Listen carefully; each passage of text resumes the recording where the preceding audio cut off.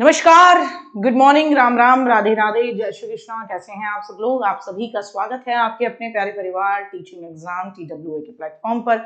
उम्मीद करती हूँ, आशा करती हूँ कि एकदम स्वस्थ होंगे, मस्त होंगे, जबरदस्त होंगे और अपनी यूपीटेट को लेकर जो आपका जुलाई में है उसकी तैयारी को लेकर आप लोग एकदम आश्वस्त होंगे कि हाँ भाई, हम अच्छे तरीके से अच्छे कंटेंट, अच्छी ई बुक के साथ अपनी तैयारी लगातार करते रहेंगे। तो आप सभी का स्वागत है एक बार फिर से और शुरू करते हैं आज का एक जबरदस्त सा प्रैक्टिस सेशन जो कि आपका इस तरीके के क्वेश्चन से रिलेट करता है जिस तरीके के क्वेश्चन पूछने का नेचर यूपीटेट का है। यूपीटेट का एग्जाम की तैयारी करने वाला कोई भी बच्चा वो रीट का एग्जाम दे सकता है, वो एचटेट का एग्जाम, एमपीटेट का एग्जाम और कोई भी जो आपका स्टेट लेवल का टेट होता है उसको आराम से क्या कर सकता है, क्रॉस कर सकता है। तो ये विशेष तौर पर आप लोगों को मैं बता दूं कि इस तरीके का आपका मामला रहता है। ठीक सा? अच्छा जी। अब यहाँ मैं बता दूं, आप में से जितने भी बच्चे जिन्होंने यूपीटेट में अपने आप को एनरोल कर रखा है उनका टाइम टेबल इस तरीके से चल रहा होगा। लेवल 1 वालों का, लेवल 2 वालों का टाइम टेबल इस तरीके से चल रहा होगा। स्क्रीनशॉट आप ले सकते हैं। जो भी बच्चा अपने आप को प्रखर बैच में एनरोल करना चाहता है TWA20 कूपन कोड लगाकर वो इसे मात्र 479 में गेन कर सकते हैं और दोनों ही कॉम्बो TWA20 लगाकर 559 में गेन कर सकते हैं। तो ये एक आप लोगों के लिए एक बेहतर मौका है। ठीक है ना साहब? चलिए, और आपको बता दूं कि आप लोगों को जो ई बुक हैं जो फ्री ऑफ कॉस्ट मिल रही हैं और इस तरीके की क्लासेस जो विशेष तौर पर आपके लिए सैटरडे संडे में होगी वो सब टारगेट विद अंकित पे जाके आपको फ्री पीडीएफ वाले ऑप्शन में जाके टीचिंग एग्जाम TWA में यूपीटेट 2026 में जाकर आपको मिल जाएंगी। चलिए, बिना समय गवाए हुए पहला क्वेश्चन पर हम लोग बात करते हैं। हाँ, वो बाद में चलेंगी क्योंकि पहले एक पोर्शन कंप्लीट होगा, देन आफ्टर इट एक पोर्शन कंप्लीट होगा, तो बच्चों के पास रिवीजन करने का इनफ टाइम रहे इस तरीके से। तो एक जैसे जो टीचर्स हैं वो 1.5 महीने में उनका सिलेबस कंप्लीट हो रहा है, जैसे 40 क्लासेस में मेरा सिलेबस कंप्लीट हो रहा है, तो मेरी 40 क्लासेस के बाद में फिर दूसरे टीचर की अपनी लग जाएंगी, तो एक बर्डन नहीं रहेगा, आपके पास रिवीजन करने का एम्पल टाइम रहेगा। आ जाइए, साइकोलॉजी को एक स्वतंत्र विज्ञान के रूप में औपचारिक शुरुआत देते हुए विश्व की पहली साइकोलॉजी की लैब किसने स्थापित की? मैं बात कर रही हूं भैया जी वर्ल्ड की। किसने की? विलियम वुंट ने। कहां की? तो आप कहेंगे जर्मनी में। किस शहर में की? तो आप कहेंगे जर्मनी के लिपजिग शहर में। मेरे साथ बोलिए, जर्मनी के लिपजिग शहर में। कब की? तो आप कहेंगे 1879 में की थी, है ना? कब की? 1879 में की। ठीक है ना? 1879 में जर्मनी के लिपजिग शहर के अंदर, जर्मनी के लिपजिग शहर के अंदर क्या हो रही है? आपकी पहली मतलब मनोविज्ञान की प्रयोगशाला स्थापित हो रही है। इसीलिए विलियम वुंट को क्या माना जाता है? बताएं जल्दी से। इसीलिए विलियम वुंट को नोट्स में भी बताया, क्लास में भी बताया, जो डेमो क्लासेस थी उसमें भी बताया। कोई भी एक बच्चा बता दे, दिल ही खुश हो जाए। अभी के अभी, है ना, अभी के उस बच्चे को अभी के अभी भाई तुम अपना वो दे देना QR कोड, तुम्हें 10 रुपए ट्रांसफर होंगे, छोटी वाली डेयरी मिल्क तुम्हें अभी के अभी मिलेगी। फटाफट से बता दें, इसीलिए विलियम वुंट को क्या माना जाता है? पूरा विश्व विलियम वुंट को किस नाम से जानता है? नमस्कार नमस्कार, जल्दी बताएंगे, जल्दी से बताएंगे।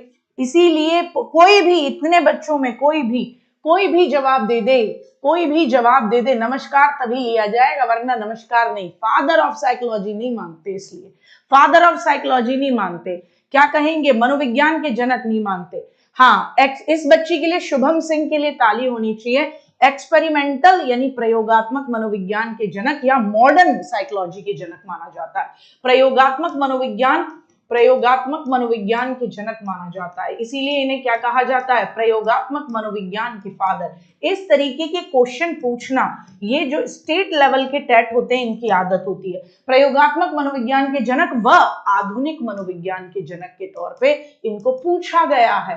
आधुनिक मनोविज्ञान के जनक के तौर पर सबसे ज्यादा किस तौर पे पूछा गया है?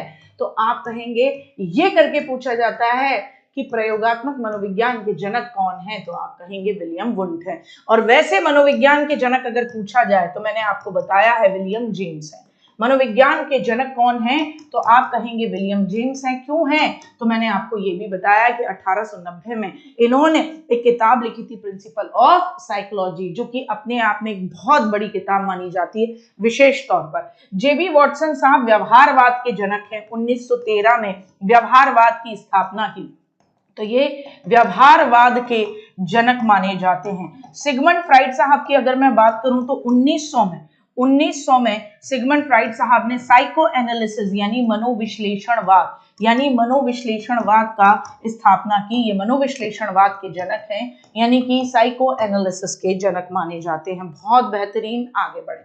आर.एस. वुडवर्थ, यानी कि आपसे बात कर रहे हैं वुडवर्थ, वही वुडवर्थ जिन्होंने कहा कि मनोविज्ञान ने पहले अपनी आत्मा, फिर अपने मन, फिर अपनी चेतना और फिर अपने व्यवहार को चेतना को त्यागा, आजकल व्यवहार को अपनाए हुए है।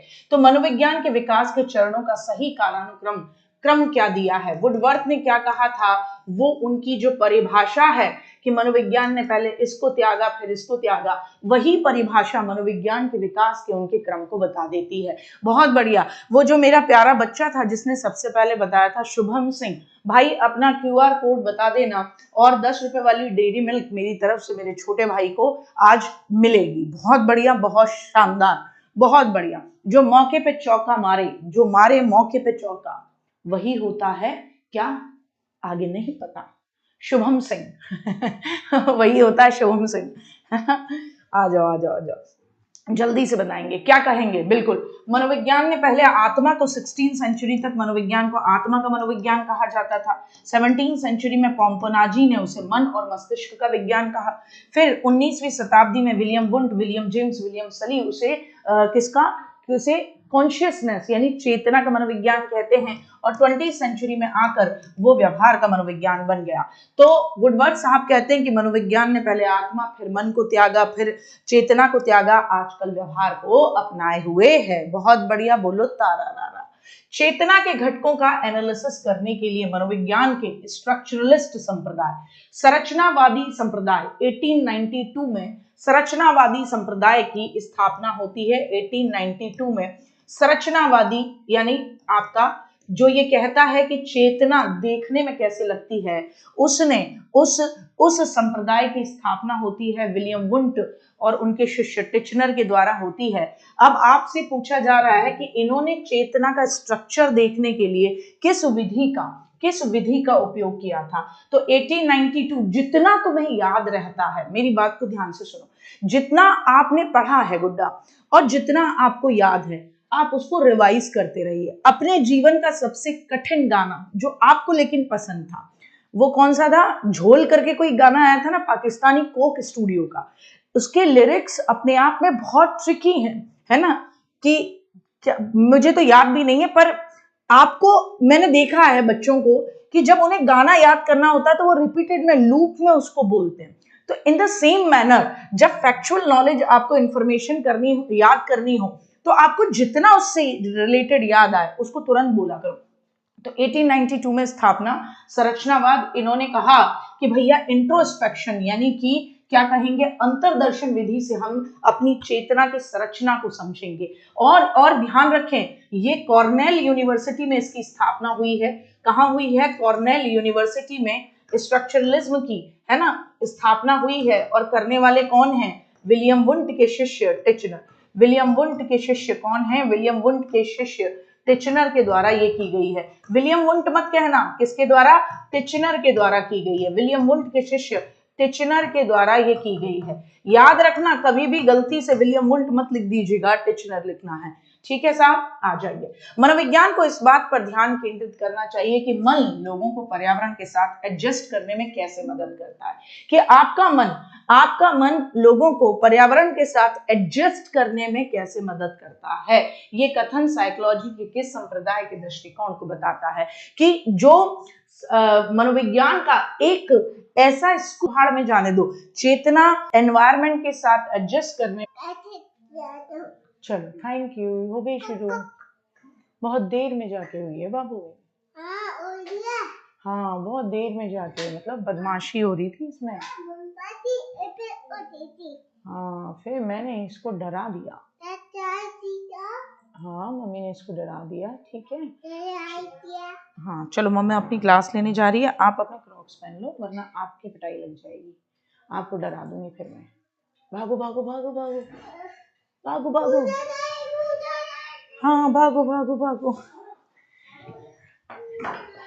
भाई नेट भाग गया था तो असुविधा के लिए खेद है, आ जाइए। तो हम लोग इस पे बात कर रहे थे, मैं किसी मुद्दे पे तो बात करने वाली थी, मैं कुछ पूछ रही थी आपसे।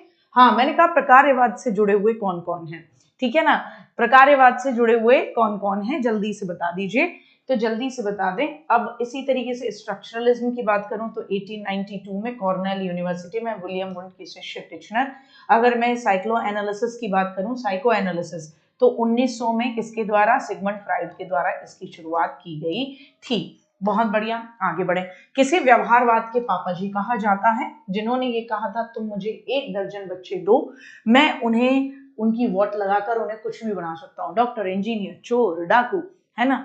अगर इस समय की बात होती तो वो ये कहते कि मैं उन्हें छपरी, मैं उन्हें कंटेंट क्रिएटर, मैं उन्हें क्या बोलते हैं राष्ट्रमामी, मैं उन्हें कुछ भी बना सकता हूँ, मैं उन्हें पॉलिटिशियन बना सकता हूँ। आज के समय की बात होती तो इनके इस स्टेटमेंट में कई वैरायटी होती, है ना, कि मैं उन्हें इंस्टाग्राम रील पे वायरल होने वाला व्यक्ति कुछ भी बना सकता हूँ तो यहाँ आपसे पूछा जा रहा है ये किसने कहा है, ये वॉटसन साहब ने कहा है। याद करने का एक बहुत ही बेहतरीन तरीका है कि इन्होंने कहा कि तुम मुझे 1 दर्जन बच्चे दो और मैं उनकी वोट लगा सकता हूँ, मैं उनकी क्या लगा सकता हूँ, वोट। बीएफ स्किनर ये वो व्यक्ति हैं जिन्हें आप ओपरेंट कंडीशनिंग, हिंदी में कहते हैं क्रिया प्रसूत, है ना, अनुबंधन, ओपरेंट कंडीशनिंग जिसको हिंदी में हम कहते हैं क्रिया प्रसूत। क्या कहते हैं, क्रिया प्रसूत। कि क्रिया जरूरी नहीं है कि कोई आपके सामने उद्दीपक हो इस वजह से क्रिया हो, आपको रिजल्ट क्या मिलेगा उसके चक्कर में भी क्रिया कई बार होती है। पावलोव साहब को हम क्लासिकल कंडीशनिंग यानी शास्त्रीय अनुबंधन से जोड़ते हैं, इनको हम क्लासिकल कंडीशनिंग यानी शास्त्रीय अनुबंधन से जोड़ते हैं। और थॉर्नडाइक भैया वो हैं जिन्हें शैक्षिक मनोविज्ञान के पिताजी कहा जाता है, क्योंकि इनकी किताब ही है एजुकेशनल साइकोलॉजी। क्या कहा जाता है, शैक्षिक मनोविज्ञान के पिताजी। 1913 में थॉर्नडाइक एक किताब लिखते हैं एजुकेशनल साइकोलॉजी, जो कि आज भी साइकोलॉजी की दुनिया की बेताज भाषा है। मूल सिद्धांत, समग्र अपने अंशों के योग से बड़ा होता है, ये किस संप्रदाय से संबंधित है। मतलब एक ऐसा साइकोलॉजी का स्कूल है जो ये कहता है कि हमें होल यानी हमें किसी भी चीज का ओवरऑल देखना होगा। अगर हम इंसान का भी अध्ययन कर रहे हैं तो हमें ओवरऑल बेसिस पर इंसान को देखना होगा, उसकी अंडरस्टैंडिंग को देखना होगा, उसकी चाल, उसकी ढाल, उसकी बाल, उसकी गाल, उसके, है ना, कमाल, उसके धमाल, हर चीज को ओवरऑल को देखना होगा, ना कि टुकड़ों में देखना होगा। तो ये गेस्टाल्ट साइकोलॉजी है। गेस्टाल्ट साइकोलॉजी की स्थापना 1912 में जर्मनी में हुई। 1912 में कहाँ हुई, जर्मनी में। और गेस्टाल्ट भी अपने आप में क्या है बेटा जी, गेस्टाल्ट अपने आप में एक जर्मन शब्द है जिसका मतलब क्या होता है, तो आप कहेंगे इस जर्मन शब्द का मतलब ही होता है समग्र या पूर्णाकार, जिसे हम क्या कहते हैं गुड्डा, जिसे हम होल कहते हैं, जिसे हम क्या कहते हैं, होल। वो छेद वाला होल नहीं कि होल हो गया, होल, ठीक है ना, संपूर्ण के तौर पर। और गेस्टाल्टवाद के फादर किसको कहा जाता है, फादर ऑफ गेस्टाल्टवाद किसे कहा जाता है, तो कहना मैक्स वर्दाइमर को। किसको कहा जाता है, मैक्स वर्दाइमर को कहा जाता है। आगे बढ़ेंगे। मनोविज्ञान के किस स्कूल को अक्सर मनोविज्ञान में तीसरी शक्ति, थर्ड फोर्स कहा जाता है, जो स्वतंत्र इच्छा, आत्मसिद्धि और मानवीय क्षमता पर केंद्रित है। अब देखिए, अगर आपको दूसरी, पहली, तीसरी फोर्स न भी पता हो तो भी एक बहुत बढ़िया काम बन जाता है आपका, क्योंकि इसके अंदर एक्सप्लेन किया गया है कि मनोविज्ञान में तीसरी शक्ति, थर्ड फोर्स किसे कहा जाता है, जहां फोकस होता है किस पर, कि व्यक्ति की स्वतंत्र इच्छा, और वो जो इस दुनिया में कर सकता है वो आत्मसिद्धि, स्वतंत्र इच्छा जो वो इस दुनिया में कर सकता है उसकी आत्मसिद्धि यानी सेल्फ एक्चुअलाइजेशन, और उसकी मानवीय क्षमताओं पर, उसकी कैपेबिलिटीज पर हमें ध्यान देना है। तो ये कहता है मानवतावाद। क्या कहता है, मानवतावाद। मानवतावाद कहता है कि भैया एजुकेशन का मेन एम क्या है, कि व्यक्ति की आत्मसिद्धि, वो जो कर सकता है, उसकी मानवीय क्षमताएं जो हैं उसको आपको आगे बढ़ाना है। तो मानवतावाद को क्या कहा जाता है, तीसरी शक्ति। वेरी इंपॉर्टेंट, इस तरीके के क्वेश्चन आपको कहीं नहीं मिलेंगे, क्योंकि मेरे भाई, मेरी प्यारे गुड्डा, मेरी प्यारी गुड़ियाओं, ये question REET, MP TET, Haryana TET, UP TET, मतलब जिस तरीके का नेचर है इस टेट के एग्जाम का उस तरीके से आपके लिए बनाए गए। तो जब भी पूछा जाए मनोविज्ञान की दूसरी शक्ति तो कहना व्यवहारवाद। दूसरी शक्ति कहा जाए मनोविज्ञान में तो क्या कहोगे? मनोविज्ञान में दूसरी शक्ति किसे कहा जाता है? तो कहना दूसरी शक्ति व्यवहारवाद को कहा जाता है। दूसरी शक्ति किसको कहा जाता है? तो कहना व्यवहारवाद को। तीसरी शक्ति किसे कहा जाता है? तो कहना मानवतावाद को। पहली शक्ति किसे कहा जाता है? तो ढूंढ के आना भाई, ऐसी क्या बात है, थोड़ा मेहनत करना, थोड़ी मेहनत करना तभी तो मजा आएगा। ठीक है साहब, मेरी बात को समझ में आए? बहुत बढ़िया। तो ह्यूमनिज्म यानी मानवतावाद से जुड़ा हुआ है ये स्टेटमेंट। अब मानवतावादी में दो लोग आते हैं, एक आते हैं कार्ल रॉजर्स, एक आते हैं कार्ल रॉजर्स और एक आते हैं एक व्यक्ति जिनका नाम क्या है? Abraham Maslow. एक व्यक्ति जिनका नाम क्या है? Abraham Maslow. मेरे साथ बोलो, कौन कौन किन किन को मानवतावादियों की श्रेणी में रखा जाता है? तो बोलो, एक है कार्ल रॉजर्स और एक है अब्राहम मैस्लो। कार्ल रॉजर्स, मानव की आदत है कि हर काम को क्या कहता है? कार्ल रॉजर्स, कल करूंगा, रोज यही कहता है कि काल करूंगा, काल करूंगा, कल करूंगा। और अब्राहम मैस्लो और इस तरीके से उसका अहम उसको मसल देता है और वो जीवन में कुछ नहीं कर पाता है। आ जाओ, सिगमंड फ्राइड साहब के टोपोग्राफिकल मॉडल, जिसको हम स्थलाकृति मॉडल या जिसको हम स्ट्रक्चरल मॉडल भी कहते हैं, स्ट्रक्चरल मॉडल थ्योरी या टोपोग्राफिकल मॉडल थ्योरी भी कहते हैं, उसके अकॉर्डिंग मन के किस लेवल में, किस स्तर में दबी हुई इच्छाएं और ऐसी प्रेरणाएं होती हैं जिसे समाज ने, दुनिया ने स्वीकार नहीं किया, लेकिन आपके दिल में तो तमन्ना उठी साहब। अब जो उठा है वो तो है ना, दबाया तो नहीं जाएगा लेकिन उसे कहीं छुपाया जा सकता है। तो आपकी जानकारी के बिना वो आपके व्यवहार को प्रभावित करेगी, लेकिन वो जो इच्छा उठी है मन में वो कहीं छुपा दी जाएगी, दबाई नहीं जा सकती है। जल्दी से बताएंगे, बहुत बहुत बढ़िया, जल्दी से बताएंगे स्थलाकृति सिद्धांत। स्थलाकृति सिद्धांत जिसमें इन्होंने कहा कि आपकी सभी अकड़म बकड़म झकड़म टाइप की इच्छाएं, दबी हुई इच्छाएं जो पूरी नहीं कर पाए। वाह क्या बात है, वाह वाह वाह वाह, कल्लू कालिया कितना हैंडसम है, वाह माय गॉड।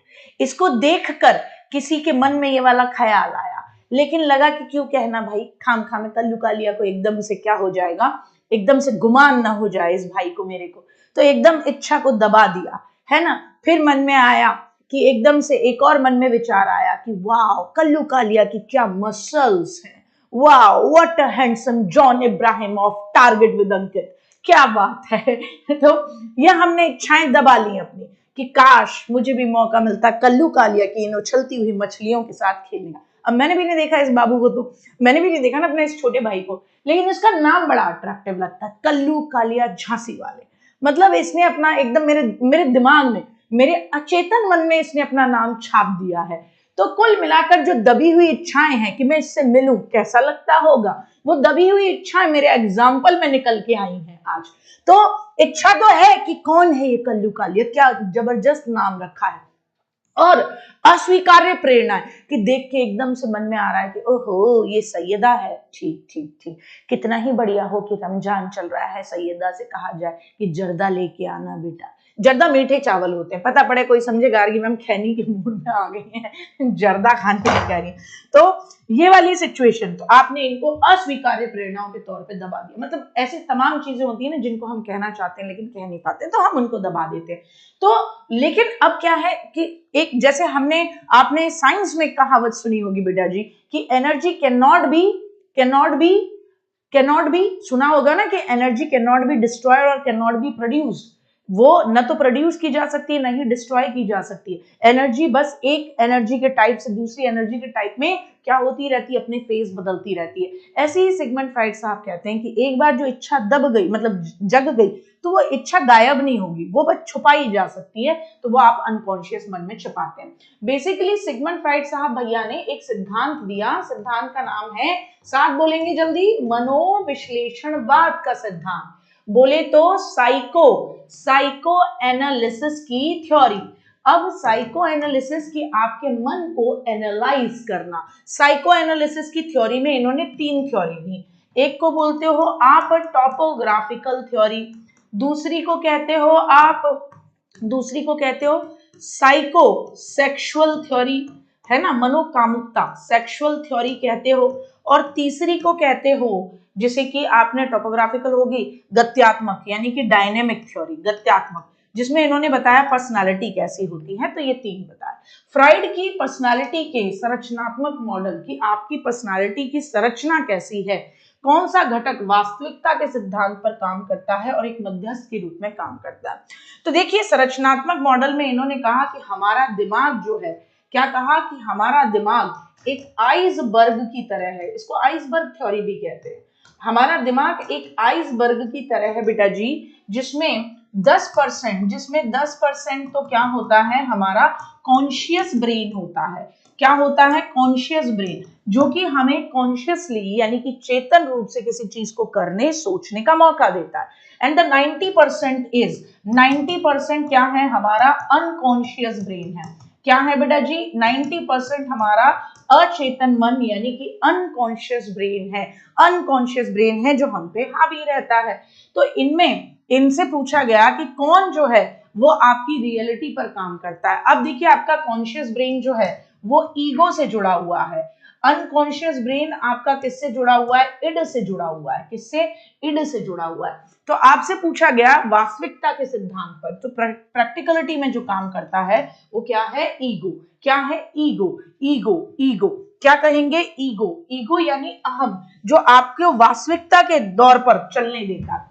इड क्या है, इड है आपके मन में जानवर, आपके मन का वो जानवर, वो कहेगा ये चोरी कर ले, कर ले, कर ले, कर ले, चोरी कर ले। ईगो बोलेगा पकड़ लिया जाऊंगा, कैलकुलेटिव रिस्क, देख दुकानदार वहां से आ रहा है, मैं सामान निकाल भी नहीं पाऊंगा, इतनी देर में मेरा हाथ पकड़ लेगा और रेपटा मार देगा और फिर इज्जत का भजियत हो जाएगा। तो वो ईगो बचाता है। एक बच्चा दूसरे बच्चे से खिलौने छीन लेता है क्योंकि उसे वो तुरंत चाहिए, चाहे नियम कुछ भी हो, मतलब चाहिए तो चाहिए वाली बात। सिगमंड फ्राइड के अकॉर्डिंग उसकी पर्सनालिटी का कौन सा पहलू हावी है, उसको कोई मतलब नहीं है किसी दूसरे को क्या लगेगा। उसने कहा कि कुछ भी हो जाए चाहिए तो चाहिए। तो उसकी पर्सनालिटी, हम सबकी पर्सनालिटी में तीन चीजें हैं बेटा जी, इड भी है, ईगो भी है, और क्या कहेंगे गुड्डा, सुपर ईगो भी है। इड को हम क्या कहते हैं गुड्डा, तो हम कहेंगे इड को कहते हैं इदम, ईगो को कहते हैं अहम, और सुपर ईगो को क्या कहते हैं, परा अहम कहते हैं। सुपर ईगो को क्या कहते हैं, परा अहम। अब इड क्या है, तो याद रखना इड है हमारे अंदर जानवर, चाहिए अपन को चाहिए, हर हालत में क्या कहता है, चाहिए, मतलब अपन को चाहिए। तो बेटा टूट गया तो मम्मी क्या कर सकती है, तोड़ोगे तो टूट जाएगा। हाँ टूट जाएगा, क्या करा जा सकता है, आप बताओ मम्मी को। हाँ सीटी ले जाओ, सीटी बजाओ, जाओ। बिल्कुल जाओ, टूट गया।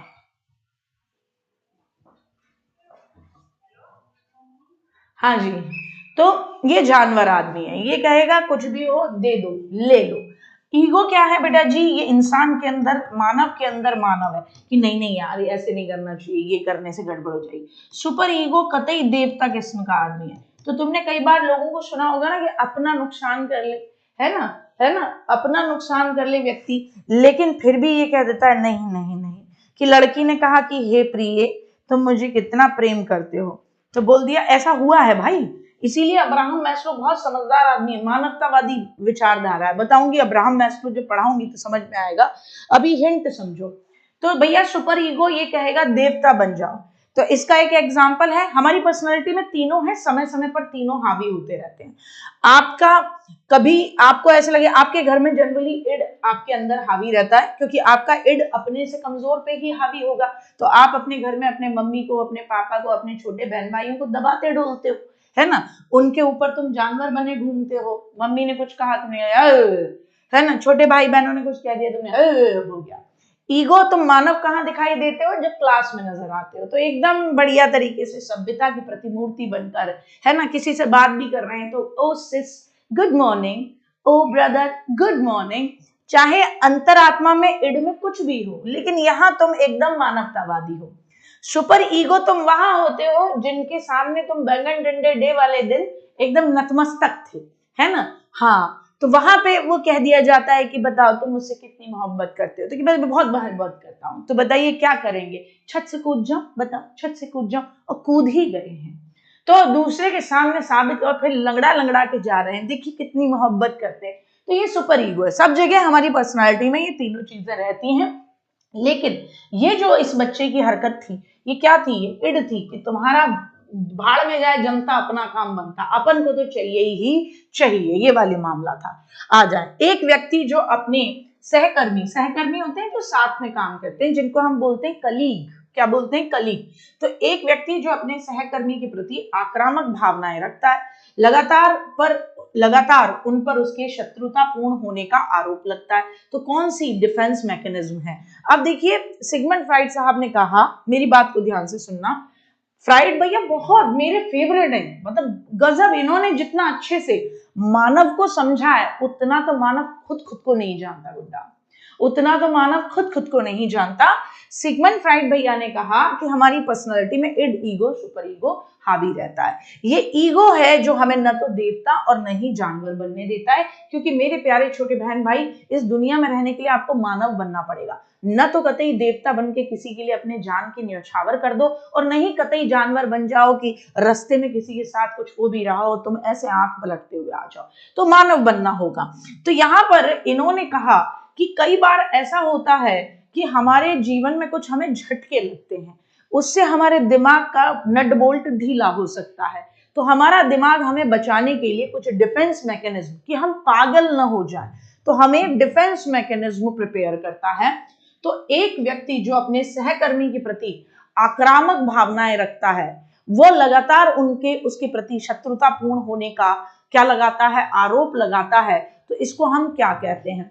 क्वेश्चन को थोड़ा सा अंग्रेजी में समझेंगे तो समझ पाएंगे कि क्या आपसे पूछ रहा है। अंग्रेजी में समझ लीजिए तो थोड़ा बहुत आप जो है उसको समझ पाएंगे, अच्छे से समझ पाएंगे, ऐसी कोई बात है ही नहीं। आपस में बतियावन बहुत है यार भाई आपके, ठीक है ना, आपस में बतियावन आपके बहुत है, नहीं कुछ नहीं पता लगा पाए, कुछ डी बता रहे हैं, कुछ बी बता रहे हैं, सबका अपना अपना है। A person who harbours aggressive feeling towards his colleague constantly accuses them of being hostile towards him। मतलब कुल मिलाकर आप ये कह रहे हैं कि एक व्यक्ति जो खुद मतलब समझिए बिल्कुल प्रक्षेपण, मतलब ये सिचुएशन है कि मैं तो खुद तुम्हारे लिए नेगेटिव फीलिंग रखूं, है ना, लेकिन मैं तुम पर कह दूं कि तुम तो चाहते ही नहीं हो, तुम तो हमेशा मेरा बुरा करना चाहते हो। होते हैं ना हमारे घर खानदान में कुछ ऐसे रिश्तेदार आपने देखे होंगे जो आपसे बहुत चिढ़ते होंगे, लेकिन क्या कहेंगे, हाँ बेटा तुम, हम तो गरीब आदमी है ना, तुम हमसे क्यों मतलब रखोगे, तुम बहुत ईमानदार, बहुत इंटेलिजेंट, बहुत पढ़े लिखे, बहुत क्या ऐसे 3-4 बातें ऐसे कह के तुम्हें ही कह देंगे कि तुम उनके बारे में बुरा सोचते हो, बल्कि वो खुद अपने तुम्हारे बारे में बुरा सोचते हैं, खुद की बुरा भावनाओं, खुद की कमजोरियों, खुद के विचारों को तुम पर थोप गए, मतलब कह गए कि तुम उनसे नफरत करते हो, वो तुमसे नफरत नहीं करते। हाँ बेटा तुम मेरे बच्चे से क्यों बात करोगे, वो तो एक छोटा सा, एक मासूम सा, एक बेकार सा बच्चा है, और तुम कह रहे हो यार तुम्हारा ही तो लड़का है, जो चाची बुआ मौसी जो भी है, तुम्हारा ही तो लड़का है जो कहता रहता है कि बहुत ज्यादा बनते हैं भैया तो पढ़ने वाले, एग्जाम तो क्रैक नहीं हुआ है, मैं जब आऊंगा तो ये कर लूंगा। बोले चढ़ता तो ये है, और ये मुझसे कह रही है कि मैं चढ़ता हूँ, अरे है ना, तौबा तौबा। तो वो वाला मामला है, तो इसको बोलते हैं प्रक्षेपण। प्रक्षेपण का मतलब होता है बेटा जी थोपना, यानी कि आपके विचार हैं आपने किसी और पर थोप दिए, या फिर आपने अपनी गलती किसी और पर थोप दी, आपने क्या कह दिया, हाँ अदना सा, आपने अपनी गलती किसी और पर थोप दी, बोले मैं तो बिल्कुल कतई कभी नहीं चाहता था ऐसे करना, लेकिन क्या करें, इन्होंने मेरे लिए कोई रास्ता नहीं छोड़ा। तो ये होता है, इसको बोलते हैं प्रक्षेपण, थोपना। रैशनलाइजेशन युक्तिकरण होता है, जो चीज नहीं मिली ठीक है 10 बहाने बना दी उस चीज के लिए। रैशनलाइजेशन क्या है, बहाने बनाना। अब देखो यार बहुत हर चीज जीवन में मिलेगी नहीं, है ना, बहाने बनाना, तो हर चीज बेटा जी जीवन में मिलेगी नहीं, तो बहाने बनाने पड़ेंगे। जैसे अंगूर खट्टे हैं बोल देना, कभी किसी कोई आपको जॉब चाहिए थी नहीं मिली, आपने कहा कौन जाना चाहता है, किसी ने बीपीएससी में फॉर्म भरा लेकिन लगा नहीं, तो कह दिया अरे मैम कौन जाना चाहता है बिहार, बिहार तो बीमारू राज्य है, बहुत बढ़िया मेरे बच्चे। सब्लिमेशन का मतलब क्या होता है, मार्ग बदल देना एक तरीके से। तो आपके जीवन में है ना मार्गांतरीकरण, आपके आपके साथ पहले मतलब आपके पास कोई एक स्किल थी लेकिन वो समाज के लिए उपयोगी नहीं थी, आपने उसको पॉजिटिव बना दिया। रिप्रेशन का मतलब होता है बुरी चीजों को अंतर्मन में दबा देना। जब कोई व्यक्ति अपने अस्वीकार व्यवहार या विफलता को उचित ठहराने के लिए तार्किक यानी लॉजिक दे, खुद का काम गलत है लेकिन बंदे ने लॉजिक दिया और उसको सामाजिक रूप से स्वीकार्य कारण देता है, ये कह दिया देखो बताओ भाई साहब अगर ऐसा होता तो ऐसा होता कि नहीं होता, तो इसको हम क्या कहते हैं, मतलब उसने कोई ऐसी उसके जीवन में कोई काम था जिसे वो अस्वीकार्य कर रहा है, स्वीकार नहीं कर सकता या वो फेल हो गया, लेकिन चालू चतुर लोमड़ी इतना है कि वो क्या कर रहा है उस चीज से बचने के लिए एक ऐसा लॉजिक दे रहा है जिसे समाज में हर व्यक्ति स्वीकार कर रहा है, तो उसको हम बोलते हैं रैशनलाइजेशन, अंगूर खट्टे। लेकिन जिसको इतिहास बनाना होता है वो रैशनलाइजेशन नहीं करता। विराट कोहली के फादर उस दिन एक्सपायर हो गए जिस दिन उसको खेलना था, अब बंदे के पास अंगूर खट्टे कहने का बहुत बढ़िया मौका था। उस दिन अगर वो अच्छे रन नहीं भी बनाता तो वो कह सकता था कि actually my father has passed away, that is the reason that I, इतनी अंग्रेजी तब वो नहीं बोलता था कि मेरे पिताजी भाई स्वर्गवासी हो गए तो आज मैं इमोशनली एक शैटर्ड सिचुएशन में था। लेकिन उस बंदे ने रैशनलाइजेशन का प्रयोग नहीं किया, अंगूर खट्टे का प्रयोग न करते हुए उसने दम मार दिया कि ये ट्रिब्यूट मेरे फादर को और आज के दिन को मैं क्या बना दूंगा, कहानी। लेकिन कुछ चतुर लोमड़ियां होती हैं, हम सबके जीवन में होती हैं, जिनको कुछ मिलेगा नहीं तो वो तुमसे कह देंगे, जिनमें आपने तमाम लोग देखे होंगे। एक होती है हमारे घर में हमारी एक बड़ी बहन या बड़ा भाई, जिससे कुछ भी गड़बड़ हो जाए तो तुरंत हम पे नाम लगा देंगे कि इसने करा, तुम्हारी वजह से हुआ, मम्मी मैं तो ये काम करने ही नहीं वाला था, ये था या ये थी, ठीक है ना।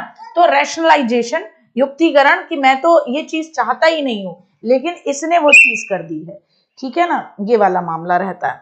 ठीक साहब, आ जाइए। सब्लिमेशन मैंने आपको बताया ही है, मार्ग बदल देना, यानी आप पहले बॉक्सिंग करते थे, है ना, गली के अंदर गुंडागर्दी करते थे और डायलॉग बोलते थे काजल तुम मेरी नहीं हुई तो किसी की नहीं होने दूंगा, और ये करके जीत के क्या सनी देओल बने रहते थे। लेकिन फिर बाद में तुम्हें किसी ने बॉर्डर का सनी देओल बना दिया, यानी तुम्हें कह दिया कि भाई देख गली में किसी को मत मार, उधर पाकिस्तान में 2-4 लोगों को मारता रहे बढ़िया तरीके से, फिर तुम बन गए बॉर्डर के सनी देओल। तो ये हो गया सब्लिमेशन, उदात्तीकरण, याद रखने का बेस्ट तरीका। डिनायल का मतलब होता है अस्वीकार करना। अब बहुत सारे लोग होते हैं वो स्वीकार नहीं कर पाते। थोड़े दिनों पहले एक बच्चे की मदर जो थी उनका बच्चा मर गया, अब वो इस बात को स्वीकार ही नहीं कर पा रहे कि बच्चा मर गया।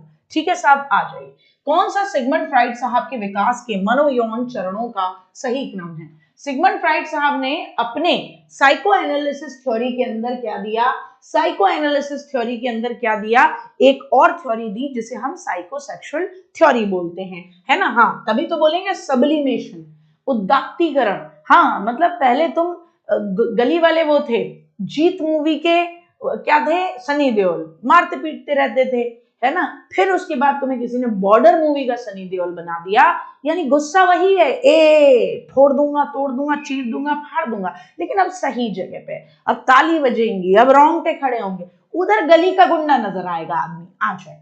तो सिगमंड फ्राइड साहब के साइकोसेक्सुअल स्टेजेस में इन्होंने कहा पहले होती है ओरल स्टेज, फिर होती है एनाल स्टेज, है ना, यानी कहा कि पहले बच्चे की कामुकता मुख में होती है 0 से लेकर 1.5 साल, इसीलिए वो हर चीज को मुंह में डालने की कोशिश करता है। एनाल स्टेज फिर 1.5 साल से लेकर 3 साल, इसी बच्चा कामुकता का क्षेत्र गुदा होती है, इसीलिए बच्चा अपने सुसुपॉट ऑर्गन से खेलता है।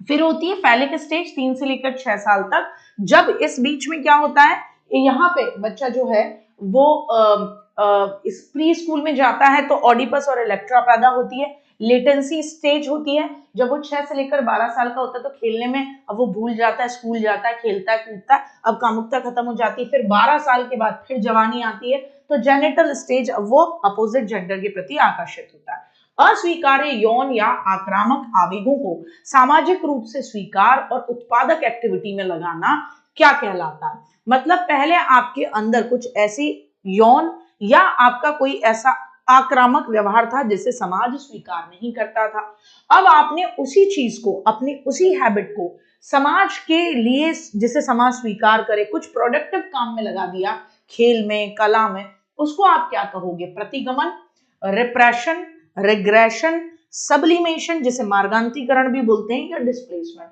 क्या कहोगे? उसे कहोगे सब्लिमेशन। पहले समाज स्वीकार नहीं करता था, अब समाज कह रहा है वाह मेरे शेर, वाह मेरे शेर, वाह मेरे शेर। डिस्प्लेसमेंट क्या होता है? विस्थापन, जो भारत के हर घर में होता है। पिताजी को बॉस ने सुनाया, पिताजी ने माँ को सुनाया, माँ ने बच्चा पीटा और बच्चे ने अपने छोटे बहन भाई को पीटा।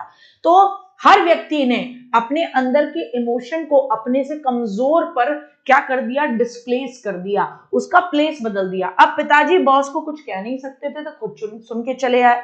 पिताजी माताजी को कुछ कह सकते थे तो माताजी को सुना दिया। अब माताजी पिताजी को कुछ नहीं कह पा रही थी तो वो भी सुन के चुपचाप चली आई, उनने तुम पीट दिए। तुम अब मम्मी को तो कुछ कह नहीं सकते थे, तुमसे कमजोर तुम्हारे बहन भाई, वो मासूम तुमसे पिट गए। तो साइकिल चल गया, डिस्प्लेसमेंट। गुस्से का क्या हो गया? प्लेस बदलता गया। डिस्प्लेसमेंट, अपने से कमजोर पर अपने किसी मनोभाव को जाहिर करना। कौन सिगमंड फ्राइड साहब के मनोविश्लेषणवादी संप्रदाय से अलग हो गया और उसने फिर एनालिटिकल साइकोलॉजी की स्थापना की, जिसमें उसने कहा कि गुरुजी अचेतन इंपॉर्टेंट नहीं होता, सामूहिक अचेतन बहुत इंपॉर्टेंट होता है। सामूहिक अचेतन बहुत इंपॉर्टेंट होता है। जल्दी से बताएं कि कौन है जिसने ये कहा कि मनोविश्लेषणवादी, ठीक है ना, ये कहा कि मनोविश्लेषणवादी संप्रदाय से अलग होकर कि गुरुजी अचेतन इंपॉर्टेंट नहीं है। क्या इंपॉर्टेंट है? सामूहिक अचेतन इंपॉर्टेंट है। अचेतन इंपॉर्टेंट नहीं है, बल्कि क्या इंपॉर्टेंट है?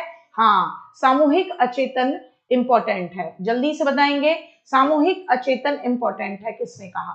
एडलर ने कहा। नहीं यार भाई, अल्फ्रेड एडलर ने तो उसकी बात की है, रुक जाओ, अरे लाइफ स्टाइल की, जीवन शैली की बात की। अल्फ्रेड एडलर लाइफ स्टाइल की बात करते हैं। किसकी बात करते हैं? लाइफ स्टाइल की बात करते हैं अल्फ्रेड एडलर। कार्ल जुंग, भाई देखिए, सिगमंड फ्राइड साहब के शिष्य थे। फ्राइड के कौन थे? तो आप कहेंगे फ्राइड के शिष्य थे। क्या कहोगे? फ्राइड के शिष्य थे। और शिष्य का नाम क्या था? उनका नाम था कार्ल जुंग। शिष्य का नाम क्या था? तो आप कहेंगे शिष्य का नाम था कार्ल जुंग। और कार्ल जुंग साहब ने कहा कि गुरुजी मनोविश्लेषणवाद नहीं, मैं विश्लेषणवाद लेकर आऊंगा। मनोविश्लेषण से मनो हटाकर क्या कर दिया? विश्लेषणवाद। और कहा गुरुजी अचेतन इंपॉर्टेंट नहीं होता, कलेक्टिव अचेतन इंपॉर्टेंट होता है, यानी हमारे पूर्वजों की इच्छाएं भी जो अचेतन में रह गई वो इंपॉर्टेंट होती है। एरिक एरिक्सन साहब का सिद्धांत मेरे साथ बोलो, मनोसामाजिक विकास का सिद्धांत। क्या बोलोगे? मनोसामाजिक विकास का सिद्धांत बोलोगे। क्या बोलोगे? मनोसामाजिक विकास का सिद्धांत बोलोगे, ठीक है ना। कैरन हॉर्नी नव फ्राइडवादी हैं। मनोविज्ञान शब्द दो शब्दों साइकी और लोगोस से बना है। ये किस भाषा से लिए गए हैं? जल्दी से बताएं। साइकी और लोगोस से बना है।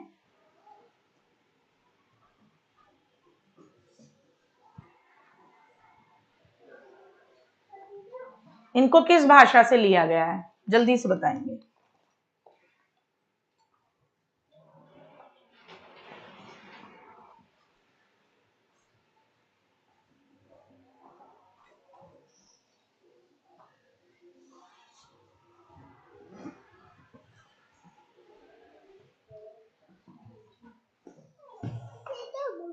हाँ, मम्मी तो देख रही है, आप भी देखो, पहनो इसको जल्दी, दूसरे में, दूसरे में जल्दी पहनो, जल्दी। शाबाश, शाबाश।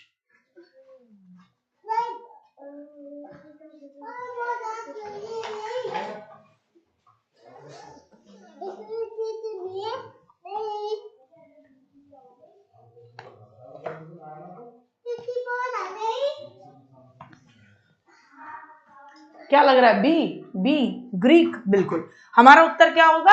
बी, ग्रीक, यूनानी शब्द होगा। अगर ग्रीक न मिले तो हमें किस पे जाना होगा? तो हमें किस पे जाना होगा? तो हमें लैटिन पर जाना होगा। लेकिन तब जब ग्रीक शब्द न मिल रहा हो तो हम लैटिन पर जाएंगे। क्यों हम ग्रीक शब्द पे क्यों जाएंगे? क्योंकि मनोविज्ञान को 16वीं सेंचुरी में क्या कहा जाता था?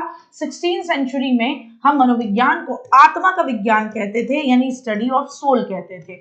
अब इस बारे में कौन फेमस है? तो आप जितने भी जगह पर इसको देखोगे किताबों में तो आपको मिलेगा। सबसे पहले वाले लोगों में अरस्तु हैं, आपके अरस्तु हैं, प्लेटो हैं, अरस्तु हैं, प्लेटो हैं, और बाकी यूनानी दार्शनिक हैं जैसे डेकार्टे वगैरह। ठीक है ना साहब? आ जाए, आ जाए। 1890s में प्रकाशित अत्यधिक प्रभावशाली किताब द प्रिंसिपल ऑफ साइकोलॉजी, इसके लेखक कौन हैं? जिन्हें फंक्शनलिज्म की नींव रखने का श्रेय भी दिया जाता है और जिन्हें हम मनोविज्ञान के जनक के तौर पर भी जानते हैं। तो बताएंगे जल्दी से बताएंगे जिन्हें हम जनरली अमेरिका के अंदर तो कम से कम मनोविज्ञान के जनक के तौर पर हम उन्हें जानते हैं, है ना। जल्दी से बताएंगे। बहुत बढ़िया, बहुत बढ़िया। तो 1890s में द प्रिंसिपल ऑफ साइकोलॉजी ये किताब किसकी है? विलियम जेम्स की है।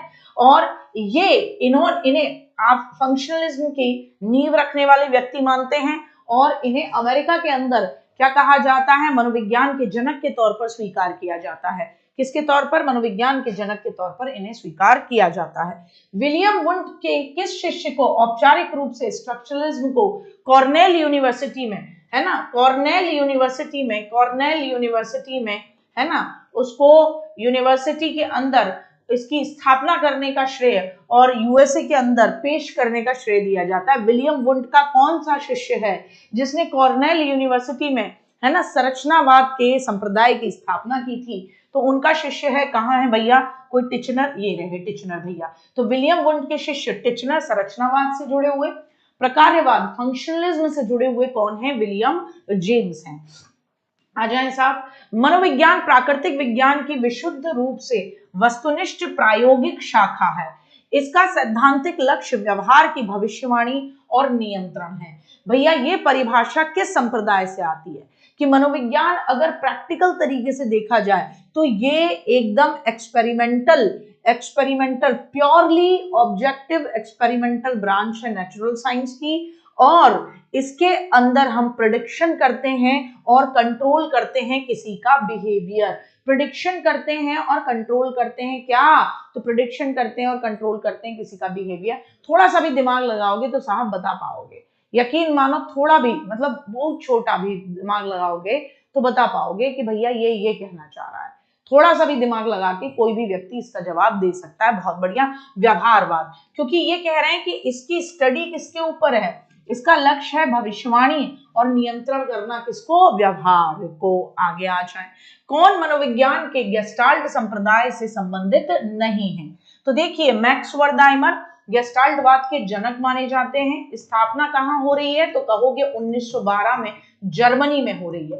कहाँ हो रही है? 1912 में जर्मनी में, ठीक है ना। कोर्टलेवन कोफका ये पहले थे साहब, कोर्टलेवन भी थे, कोफका भी थे, है ना, कोहलर भी थे, बिल्कुल ये भी थे। एडवर्ड थॉर्नडाइक कभी भी इससे जुड़े हुए नहीं थे। एडवर्ड थॉर्नडाइक हमेशा किससे जुड़े हुए हैं? व्यवहारवाद से जुड़े हुए हैं, यानी बिहेवियरिज्म। थॉर्नडाइक, पावलव और स्किनर ये मानते हैं कि हम किसी के व्यवहार की स्टडी करते हैं और मतलब साइकोलॉजी का मतलब है व्यवहार में परिवर्तन करना। क्लाइंट सेंटर्ड थेरेपी बहुत इंपॉर्टेंट क्वेश्चन है भाई, वैसे तो बता दोगे 2 मिनट में। क्लाइंट सेंटर्ड थेरेपी, जिसको आप पर्सन सेंटर्ड थेरेपी कहते हैं, वो विच ह्यूमनिस्टिक साइकोलॉजिस्ट के द्वारा विकसित की गई थी? किस ह्यूमनिस्टिक यानी किस मानवतावादी साइकोलॉजिस्ट के द्वारा विकसित की गई है? किस मानवतावादी साइकोलॉजिस्ट के द्वारा विकसित की गई है? क्लाइंट सेंटर्ड थेरेपी, व्यक्ति केंद्रित चिकित्सा, जिसके अंदर चिकित्सक बिना किसी शर्त के रोगी को स्वीकार करेगा, है ना। क्लाइंट सेंटर्ड थेरेपी, चिकित्सक क्या करेगा भैया जी? तो आप कहोगे चिकित्सक जो है बहुत ही अच्छा आदमी है और बिना किसी, है ना, बिना किसी शर्त के रोगी को स्वीकार करेगा और उसे खुद की समस्याएं सुलझाने के लिए कहेगा कि भाई तू अपने अनुभवों से अपनी प्रॉब्लम्स को सॉल्व कर, है ना। क्या कहेगा? अपने चिकित्सक कहेगा भाई तू अपने अनुभवों से, चिकित्सक रोगी को अपने अनुभवों से, रोगी को क्या कहता है? अपने अनुभव। भाई ये तेरे अपने अनुभव होंगे ना, उनके बेसिस पे प्रॉब्लम को सॉल्व कर। अपने अनुभवों से समस्या को सुलझाने की बात कहता है, अपने अनुभवों से प्रॉब्लम को सॉल्व करने की बात कहता है। प्रॉब्लम को क्या करने की? प्रॉब्लम को सॉल्व करने की बात कहता है। प्रॉब्लम को सॉल्व करने की बात कहता है। प्रॉब्लम को सॉल्व करने की क्या कहता है? बात कहता है। ठीक है ना साहब, क्लियर हुआ। सिगमंड फ्राइड साहब है नहीं भैया मानवतावादी। कार्ल युंग उनके शिष्य हैं, उन्होंने विश्लेषणवाद का सिद्धांत दिया, वो भी नहीं है मानवतावादी। ठीक है। अब्राहम मैस्लो ने आवश्यकता का पदानुक्रम कहा है, हालांकि वो मानवतावादी हैं, आवश्यकता का पदानुक्रम, लेकिन वो कभी भी क्लाइंट सेंटर्ड थेरेपी की बात नहीं करते। कि भैया जो क्लाइंट को चाहिए वो देना है, नहीं साहब, ये बात आपके कार्ल रॉजर्स साहब कहते हैं। साइको एनालिटिकल थ्योरी जो कि किसकी है, तो आप कहेंगे psycho analytical theory Sigmund Freud साहब की। मतलब यूपीटेट में इतने सिंपल सिंपल क्वेश्चन भी आते हैं कि भैया ये थ्योरी किसकी है, तो आपको मतलब एकदम फोकस, एकदम तल्लीनता, साइको एनालिटिकल, आपको अपने साइको को एनालाइज करना होगा, ये बात सिगमंड फ्राइड साहब कहते हैं। इन्होंने कहा हमारी दो मूल प्रवृत्ति होती है, एक होती है जीवन मूल प्रवृत्ति, एक होती है मृत्यु मूल प्रवृत्ति। इनको इन्होंने क्या नाम दिया, इनको इन्होंने इरोस और थैनेटोस कहा। इरोस होती है जीवन मूल प्रवृत्ति कि आप हंसमुख आदमी हो, कोई दिक्कत आए एकदम मस्त मुस्कुराते हुए, हंसते हुए, है ना, आगे बढ़ते हो। थैनेटोस होती है चिड़ैले आदमी हो, है ना, जीवन जीने की नहीं, विनाश की, आक्रामकता, ईर्ष्या, मृत्यु, ये तुम्हारे अंदर है, तुम कतई थैनोस हो। वो देखिए किसी ने मूवी, क्या है वो, स्टार वॉर करके कुछ मूवी है, तो उसमें ना विलन है थैनोस। थैनोस कहता है आधी से ज्यादा दुनिया को मार देना होगा मुझे। वो ये कहता है सर्वाइवल ऑफ द फिटेस्ट, मार डालो इन कीड़े मकोड़ों को, ये जो बेस्ट हैं उनका नुकसान करते हैं। तो बहुत सारे लोग ये मानते हैं कि है ना बीच बीच में जनसंख्या कम होती रहनी चाहिए, वरना जनसंख्या बढ़ जाएगी तो जो विद्वान लोग हैं उनको भोजन नहीं मिल पाया, वो मर जाएंगे। तो थैनोस है ये कि विनाश चाहते हो आप, आक्रामकता चाहते हो। और इरोस क्या है, आहा, जीवन में जीना चाहते हो, प्रेम करना चाहते हो, कुछ नया बनाना चाहते हो, ये वाला मामला है। इड, ईगो, सुपर ईगो, ये अपने फ्राइड भैया कहते हैं। कॉन्शियस और अनकॉन्शियस ब्रेन होता है, फ्राइड भैया कहते हैं। लिबिडो होती है और ईगो होता है, फ्राइड भैया कहते हैं। लिबिडो क्या होती है, ये मैंने क्या बताया था, जीवन ऊर्जा यानी सेक्सुअल डिजायर, जनरली ये कहा जाता है। सिगमंड फ्राइड साहब के साइको एनालिसिस के स्टेजेस के अकॉर्डिंग बच्चा आमतौर पर किस अवस्था के दौरान ऑडिपस या इलेक्ट्रा कॉम्प्लेक्स का अनुभव करता है। अब देखिए भैया, ये कहते हैं कि बच्चा पहुंचता है 3 से लेकर 6 वर्ष की उम्र में। इस स्टेज को इन्होंने नाम दिया फैलिक। इनकी स्टेजेस को याद करना है, कोड याद करो, OAPLG, OAPLG, है ना। अब ओरल स्टेज में बच्चा है, जन्म लिया तब से लेकर बेटा जी 1.5 साल का। अब इसके कामुकता का क्षेत्र मुंह है। एनाल स्टेज में बच्चा है 1.5 वर्ष से लेकर 3 साल का। इसके सुसुपट्टी में खेलने में बड़ा मजा आ रहा है।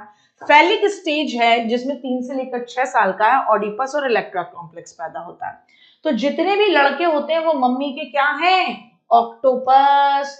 तो ये जो मम्मी के ऑक्टोपस होते हैं इनमें ऑडिपस कॉम्प्लेक्स पैदा हो जाता है। इनको मम्मी से प्यार और पापा पे गुस्सा कि ये आदमी मेरी मम्मी के पास भी क्यों घूमता है। तो बच्चा उस समय ये सोचता है कि ये आदमी बहुत खतरनाक आदमी है और ये मेरी मम्मी को परेशान करता है, इसको छोड़ देना चाहिए। बोले हट जाओ, मेरी मम्मी से दूर हो जाओ। बच्चा नजरों में रखता है कि कितने मीटर के दायरे में ये व्यक्ति मेरी मम्मी के घूम रहा है। इलेक्ट्रा कॉम्प्लेक्स लड़कियों में होता है, गर्ल्स में होता है। तो इलेक्ट्रिसिटी से क्या याद रखेंगे गुड्डा, गर्ल्स याद रखेंगे। याद करने का तरीका, इलेक्ट्रिसिटी गर्ल्स, है ना। जितने गाने भी बनते हैं वो क्या बनते हैं कि लड़की है या छड़ी है, खंबे जैसी खड़ी है, 440 वोल्ट है, छूना है मना। तो लड़कियों को इलेक्ट्रिसिटी कह रहे हैं हम। तो गर्ल्स के अंदर होता है, उनको अपनी मम्मी से एकदम चिढ़न रहती है कि मैं गलत समय पे पैदा हो गई, वरना पापा आप तो इतने हैंडसम, इतने स्वीट, इतने क्यूट हो कि ये आपको डिजर्व नहीं करती, मैं आपको बचा लेती। तो वो मम्मी को पापा के इर्द गिर्द में कुछ मीटर के दायरे में आने भी नहीं देती, हटाओ मेरे पापा, हटाओ मेरे पापा, ये वाला। चौथी स्टेज आती है लेटेंट, जब ये बच्चा खेलने में मगन हो जाता है, स्कूल जाता है, 6 से 12 साल, दोस्त बनते हैं एकदम बढ़िया, फिर इसकी कामुकता खत्म। फिर आती है जेनिटल स्टेज, 12 साल से लेकर फिर इसकी कामुकता फिर हावी।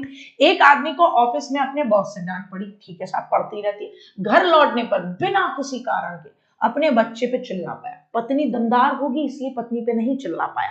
हमेशा याद रखना, अपने से कमजोर पर जो फीलिंग आपके अंदर आ रही है, जो भाव आपके अंदर आ रहे हैं, आप वो किस पर शो करोगे, किस पे प्लेस करोगे उसको, उसका प्लेस बदल के किस पे उनको शो करोगे, आप उनको अपने से कमजोर पर करोगे। तो बॉस से डांट खा के आए हैं, बिना किसी कारण अपने बच्चे पे चिल्ला गए, पत्नी पे नहीं चिल्ला पाए हैं। गौर फरमाइएगा, पत्नी दमदार है।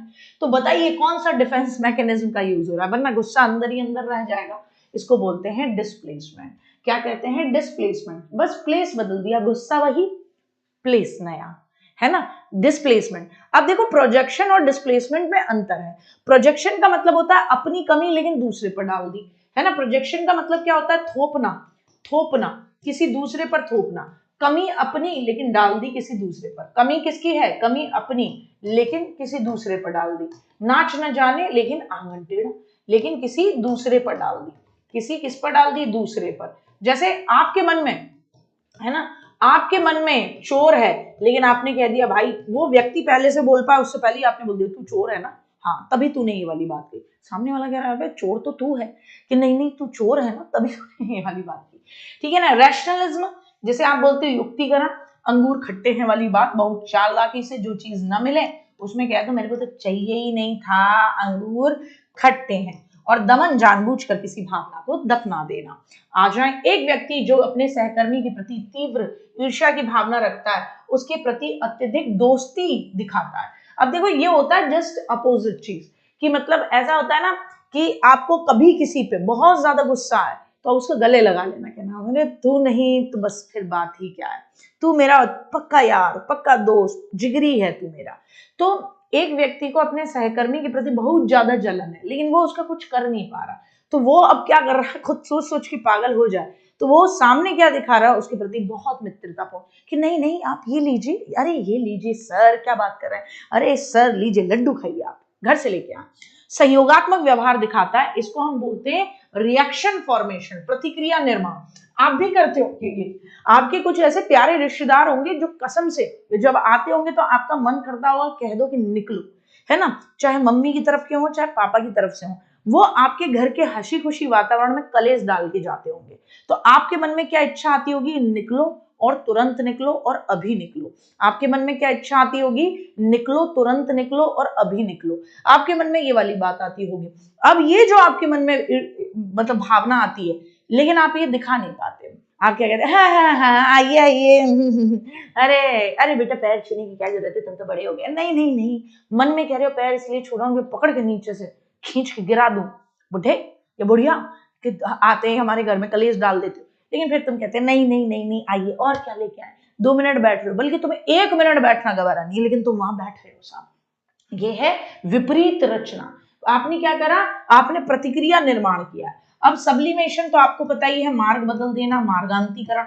तो सब्लिमेशन का हमेशा अंग्रेजी में याद रखो सब्लिमेशन, और हमेशा एक ही डायलॉग याद रखना, सब्लिमेशन का मतलब पहले तुम जीत मूवी के क्या थे, जीत मूवी के वो थे, क्या बोलते हैं, सनी देओल, गली में गुंडागर्दी करते थे, फिर तुम बॉर्डर मूवी के सनी देओल बन गए। यानी तुम्हारे अंदर जो भावना थी वो अब तुमने समाज के लिए उपयोगी कर दी, भावना वही है, बस अब उसको सही कर दिया है। डिनायल, अस्वीकार करना। रिग्रेशन का मतलब लौट के पास्ट में जाना। एक बच्चा नए भाई बहन के जन्म के बाद मम्मी पापा का ध्यान आकर्षित करने के लिए सूसू कर देता है, कि जैसे ये करता है मम्मी पापा कैसे इसका ध्यान रखते हैं, ऐसे ही बालक भी कर दे रहा है कि काश मेरे ऊपर भी दोबारा ध्यान आएगा, तो बच्चा जानबूझकर सूसू कर रहा है, अंगूठा चूसना शुरू कर देता है। ये व्यवहार क्या है? क्योंकि उसको लगता है यार ये जो नया प्राणी आया है इसके पीछे ये पूरा घर बावड़ा क्यों हो रखा है। बोले इसलिए बावड़ा हो रहा है क्योंकि ये जो है, आई शाबाश आ जाओ जी बेटी, आयशा वानर, आप आ करो जल्दी, शाबाश, पिट्टी लगाई जाएगी, बंदर की पकड़ के पिट्टी लग जाएगी, भागो भागो भागो। तो बताएंगे जल्दी से। तो वो लौट कर वापस से किस में जा रहा है, इसको बोलते हैं प्रतिगमन, लौट कर पास्ट में चले जाना। प्रतिगमन, प्रति का मतलब होता है लौटना, गमन लौट कर जाना, काउंटर गोइंग करना है ना, पास्ट में लौटना। क्या करना? पास्ट में लौटना, क्योंकि वर्तमान स्थिति को आप एडजस्ट नहीं कर पा रहे, क्योंकि वर्तमान को आप पचा नहीं पा रहे, क्योंकि वर्तमान में आप क्या नहीं कर पा रहे, समायोजन नहीं कर पा रहे। वर्तमान स्थिति में आप क्या नहीं कर पा रहे, समायोजन नहीं कर पा रहे। वर्तमान स्थिति में आप क्या नहीं कर पा रहे, समायोजन नहीं कर पा रहे। वर्तमान स्थिति में आप समायोजन नहीं कर पा रहे तो आप क्या करते हो, आप इसको प्रतिगमन बोलते हो। आप इसको क्या बोलते हो बेटा जी? आप उसको प्रतिगमन बोलते हो, कि पास्ट में दोबारा लौट कर जाना। आप उसको क्या कहते हो? प्रतिगमन, पास्ट में दोबारा लौट कर जाना, क्योंकि आप एडजस्टमेंट नहीं कर पा रहे। आप क्या नहीं कर पा रहे? समायोजन नहीं कर पा रहे। तो आपने देखा होगा ना बहुत सारे लोगों को कि किसी के बिजनेस में बहुत बड़ा नुकसान हुआ तो वो दोबारा अपने बच्चों के साथ खिलौनों से खेल रहा है, कि यार जब मैं बच्चा था कोई टेंशन नहीं थी, कितना बढ़िया जीवन चलता था, अब देखो कमाना पड़ता है, अब कमाने में लॉस भी होता है और इतना सारा परिवार मेरे जिम्मेदारी पे। तो लौट कर, है ना, इसको बोलते हैं प्रतिगमन। ये एक दिमाग का तरीका है, वरना बहुत दिक्कत हो जाती है, वरना बहुत दिक्कत हो जाती है। आप एक बात बताओ, आप किसी समस्या में स्टक हो गए, इसको बोलते हैं आप एक तरीके से फंक्शनल फिक्सनेस या रेस्पॉन्स सेट। आप उसी समस्या में अटके रह गए हो, आप उससे बाहर नहीं निकल पा रहे हो, उसको सॉल्व भी नहीं कर पा रहे हो, उससे बाहर भी नहीं निकल पा रहे, तो गड़बड़ हो जाएगी, है ना। तो क्या हो जाएगा, लटक जाओगे। अब इस लटकन से बाहर निकलने के लिए तुम्हें झटकन की जरूरत है। दिमाग एक मैकेनिज्म क्रिएट करता है प्रतिगमन का, ठीक है ना। प्रोजेक्शन आप जानते हो, थोपना, तू ऐसा है, मक्कार है तू, मक्कार है तू, है ना। फिर तुम वो बन जाते हो जयकांत शिकरे कि, है ना, खुद तो इतने बड़े लेवल के चोर डाकू वो रहे हो, और फिर कह देते चीटिंग करता है तू, चीटिंग है, मैं शपथ लूंगा, तुम आज मेरे को मारने चले आए। प्रोजेक्शन, गलती अपनी लेकिन किसी दूसरे पर थोप देना। रिप्रेशन, अपने मन की किसी इच्छा को जानबूझकर दबाना। और सब्लिमेशन, आपका क्या बन जाना, हाँ, सनी देओल बन जाना। किस नियो फ्राइडियन, यानी जो सिगमंड फ्राइड साहब के सिद्धांत से संतुष्ट है, लेकिन उसने सिगमंड फ्राइड साहब के सिद्धांत में क्या करा, परिवर्तन कर दिया, उसको हम बोलेंगे नियो फ्राइडियन। यानी जैसे अगर आप में से कोई बच्चा मेरे पढ़ाने के तरीके से संतुष्ट हो, लेकिन वो मेरे पढ़ाने के तरीके में कुछ चेंज कर दे, कुछ मॉडिफिकेशन कर दे, तो हम बोलेंगे कि वो न्यू गार्गियन है। क्या है, न्यू गार्गियन। तो ऐसे ही आपने भी अपने घर में कोई रोल मॉडल बनाया होगा जिसको आप फॉलो करते होंगे गुड्डा, उसमें आपने थोड़ा सा परिवर्तन कर दिया हो। ऐसे ही सिगमंड फ्राइड साहब की थ्योरी को मानने वाले लेकिन उसमें कुछ परिवर्तन करने वालों को न्यू फ्राइडियन कहा जाता है। तो न्यू फ्राइडियन मनोवैज्ञानिक ने व्यक्तिगत मनोविज्ञान विकसित किया और हीन भावना की धारणा दी। तो याद रखना, ये व्यक्ति थे अल्फ्रेड एडलर। अल्फ्रेड एडलर व्यक्ति थे जिन्होंने व्यक्तिगत मनोविज्ञान और हीन भावना की क्या दी, वो दी, ठीक है ना। तो बेसिकली सिचुएशन क्या है, मैं अगर इसमें बताऊं आपको, तो अल्फ्रेड एडलर व्यक्ति जो हैं वो एक बहुत प्यारी बात करते हैं, ध्यान से समझना। अल्फ्रेड एडलर भी सिगमंड फ्राइड साहब के ही मानने वालों में से हैं, लेकिन बाद में वो सिगमंड फ्राइड साहब से अलग हो जाते हैं। इन्हें इंडिविजुअल साइकोलॉजी की स्थापना का श्रेय देते हैं। और इस तरीके के क्वेश्चन भैया टेट के एग्जाम में बहुत इंपॉर्टेंट होते हैं। व्यक्तिगत मनोविज्ञान की स्थापना किसने, अल्फ्रेड एडलर ने की। इन्होंने ही सबसे पहले हीन भावना की बात की, है ना। हीन भावना क्या होती है, मैं बताती हूँ। हीन भावना ये होती है कि देखो यार, तुमने किसी के पास देखा मर्सिडीज, है ना, फिर तुम्हें क्या महसूस हो रहा है, हीन भावना महसूस हो रही है कि यार हमने भी बहुत मेहनत की है, लेकिन इसके पास क्या है, कार है, हमारे पास नहीं। जैसे मेरी एक स्टूडेंट है, बड़ी प्यारी स्टूडेंट है, बीपीएससी में सिलेक्टेड है, उसका सपना था केंद्रीय विद्यालय में सिलेक्शन का, लेकिन वो सिलेक्ट नहीं हो पाई। अब उसके साथ के जितने भी दोस्त थे, इंटरव्यू में बाहर हो गई थी वो बेसिकली, तो उसके साथ के जितने भी दोस्त थे जिनका केवी में हो गया, उनमें से किसी एक ने डाउन पेमेंट देके अपनी शुरुआती 3-4 महीने की सैलरी से कार खरीदी होगी। उसने लगाया एक स्टेटस। अब उसने इस बात पे क्या पैदा कर ली, हीन भावना। ये हर एक इंडिविजुअल की साइकोलॉजी है कि इंफीरियरिटी कॉम्प्लेक्स आ जाता है ना, कि भाई यार जॉब तो हम भी कर रहे हैं, हमें तो 2 साल हो गए, और इनको तो बाद में जो पोस्टिंग इनकी बाद में हुई थी, इनकी बाद में पोस्टिंग हुई, इसने बताओ 6 महीने की मैं गाड़ी निकाल ली। तो अल्फ्रेड एडलर कहते हैं कि ये इंडिविजुअल साइकोलॉजी है कि इंफीरियरिटी कॉम्प्लेक्स आता है, इससे उबरने के लिए श्रेष्ठता की ओर प्रयास का विचार दिया। तो इन्होंने क्या कहा, हीन भावना से उबरने के लिए, है ना, उबरने के लिए, हीन भावना से उबरने के लिए इन्होंने किसकी तरफ प्रयास करने की बात की, तो आप कहोगे श्रेष्ठता की ओर प्रयास, श्रेष्ठता की ओर क्या बोलते हैं, प्रयास का सुझाव दिया। प्रयास का क्या दिया, सुझाव दिया कि आप अपना द बेस्ट करते जाओ, आप अपना क्या करते जाओ, द बेस्ट करते जाओ, कि आप अपना बेस्ट नहीं करोगे तो मामला गड़बड़ा जाएगा। सिगमंड फ्राइड साहब के अकॉर्डिंग मन का वो हिस्सा जिसमें ऐसी जानकारी होती है जो वर्तमान में चेतना में नहीं है, लेकिन जिसे आसानी से याद किया जा सकता है। जैसे किसी दोस्त का फोन नंबर पहले याद था, अभी भूल गए हो, तो अभी इस समय आपकी चेतना में नहीं है, लेकिन आप थोड़ा ध्यान दोगे तो वो आ जाएगी। इसको हम प्री कॉन्शियस और सबकॉन्शियस, अर्धचेतन या अवचेतन कहते हैं। फ्राइड के अकॉर्डिंग व्यक्तित्व का कौन सा हिस्सा हमारे नैतिक मार्गदर्शक के रूप में काम करता है, जो हमारे आदर्शों को रिप्रेजेंट करता है और निर्णय लेने में मदद करता है। नैतिक आदर्श की बात करता है। नैतिक आदर्श की बात करता है। बेटा जी जितने भी प्यारे बच्चे हैं जो ये पूछ रहे हैं क्लास कब तक चलेगी, जो भी आपके जीवन का पढ़ने को छोड़कर महा महत्वपूर्ण कार्य है जिसकी वजह से आप ये पूछने को बाधित हुए भाई साहब, वो कार्य आप कर लीजिए, कोई दिक्कत नहीं है। समाज दुनिया कुछ नहीं कहेगी आपको, मैं इसका आश्वासन देती हूँ। आप अपने वो चिर महत्वपूर्ण कार्य, महान महत्वपूर्ण कार्य, योगी या मोदी जी से जो मुलाकात है आपकी, जो बहुत महत्वपूर्ण है क्योंकि बच्चों का भविष्य आप ही के कंधों पर टिका हुआ है, वो मुलाकात आप करके आइए, बिल्कुल करके आइए, बिल्कुल करके आइए। एकदम पूछ रहे हैं क्लास कब तक चलेगी, क्लास कौन सा ऐसा महत्वपूर्ण कार्य है जो ये पूछने पर आपको बाध्य कर देता है कि क्लास कब तक चलेगी। मैं कभी नहीं समझ पाती।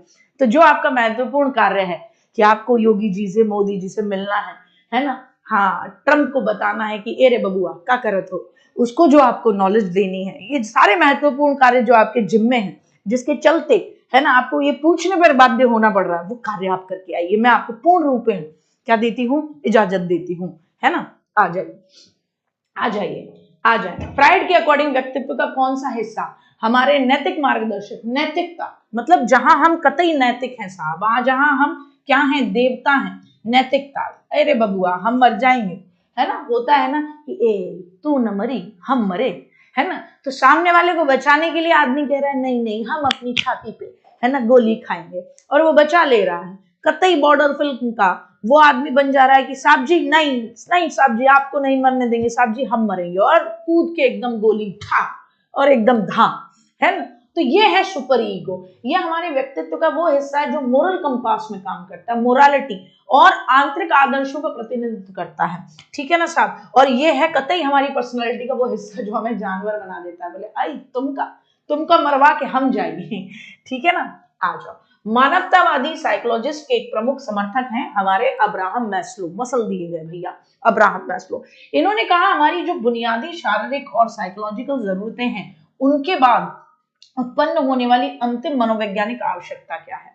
इन्होंने कहा सबसे अंतिम मनोवैज्ञानिक आवश्यकता क्या है। तो देखो अब्राहम मैस्लो साहब ने कहा हम जो भी काम करते हैं उसके पीछे कोई उद्दीपक नहीं होता, क्या कहा, आवश्यकता होती है। क्या होती है, इन्होंने कहा आप और हम जो भी काम करते हैं उसके पीछे क्या होती है, आवश्यकता। तो इन्होंने आवश्यकता का क्या दिया, तो आप कहोगे इन्होंने आवश्यकता का पदानुक्रम दिया है। क्या दिया, आवश्यकता का पदानुक्रम दिया। इन्होंने कहा हमारी सबसे दो तरीके की नीड होती है, बी नीड और डी नीड। क्या नाम दिया, बी नीड और डी नीड। अब भैया बेटा जी ध्यान से समझना, बी नीड और डी नीड क्या होती है। डी नीड वो होती हैं जो अगर पूरी नहीं होगी तो डेप्रिवेटेड नीड्स हैं, जिनकी कमी होगी तो आपका जीवन नहीं चल पाएगा। तो इसमें इन्होंने कहा सबसे पहले आपकी जरूरत है आपकी शारीरिक आवश्यकताएं, जब वो पूरी हो जाए तो आपकी जरूरत है सुरक्षा की, कि कोई आपको रोड किनारे कुचल के न जाए और ये न कहे कि अनदर राउंड।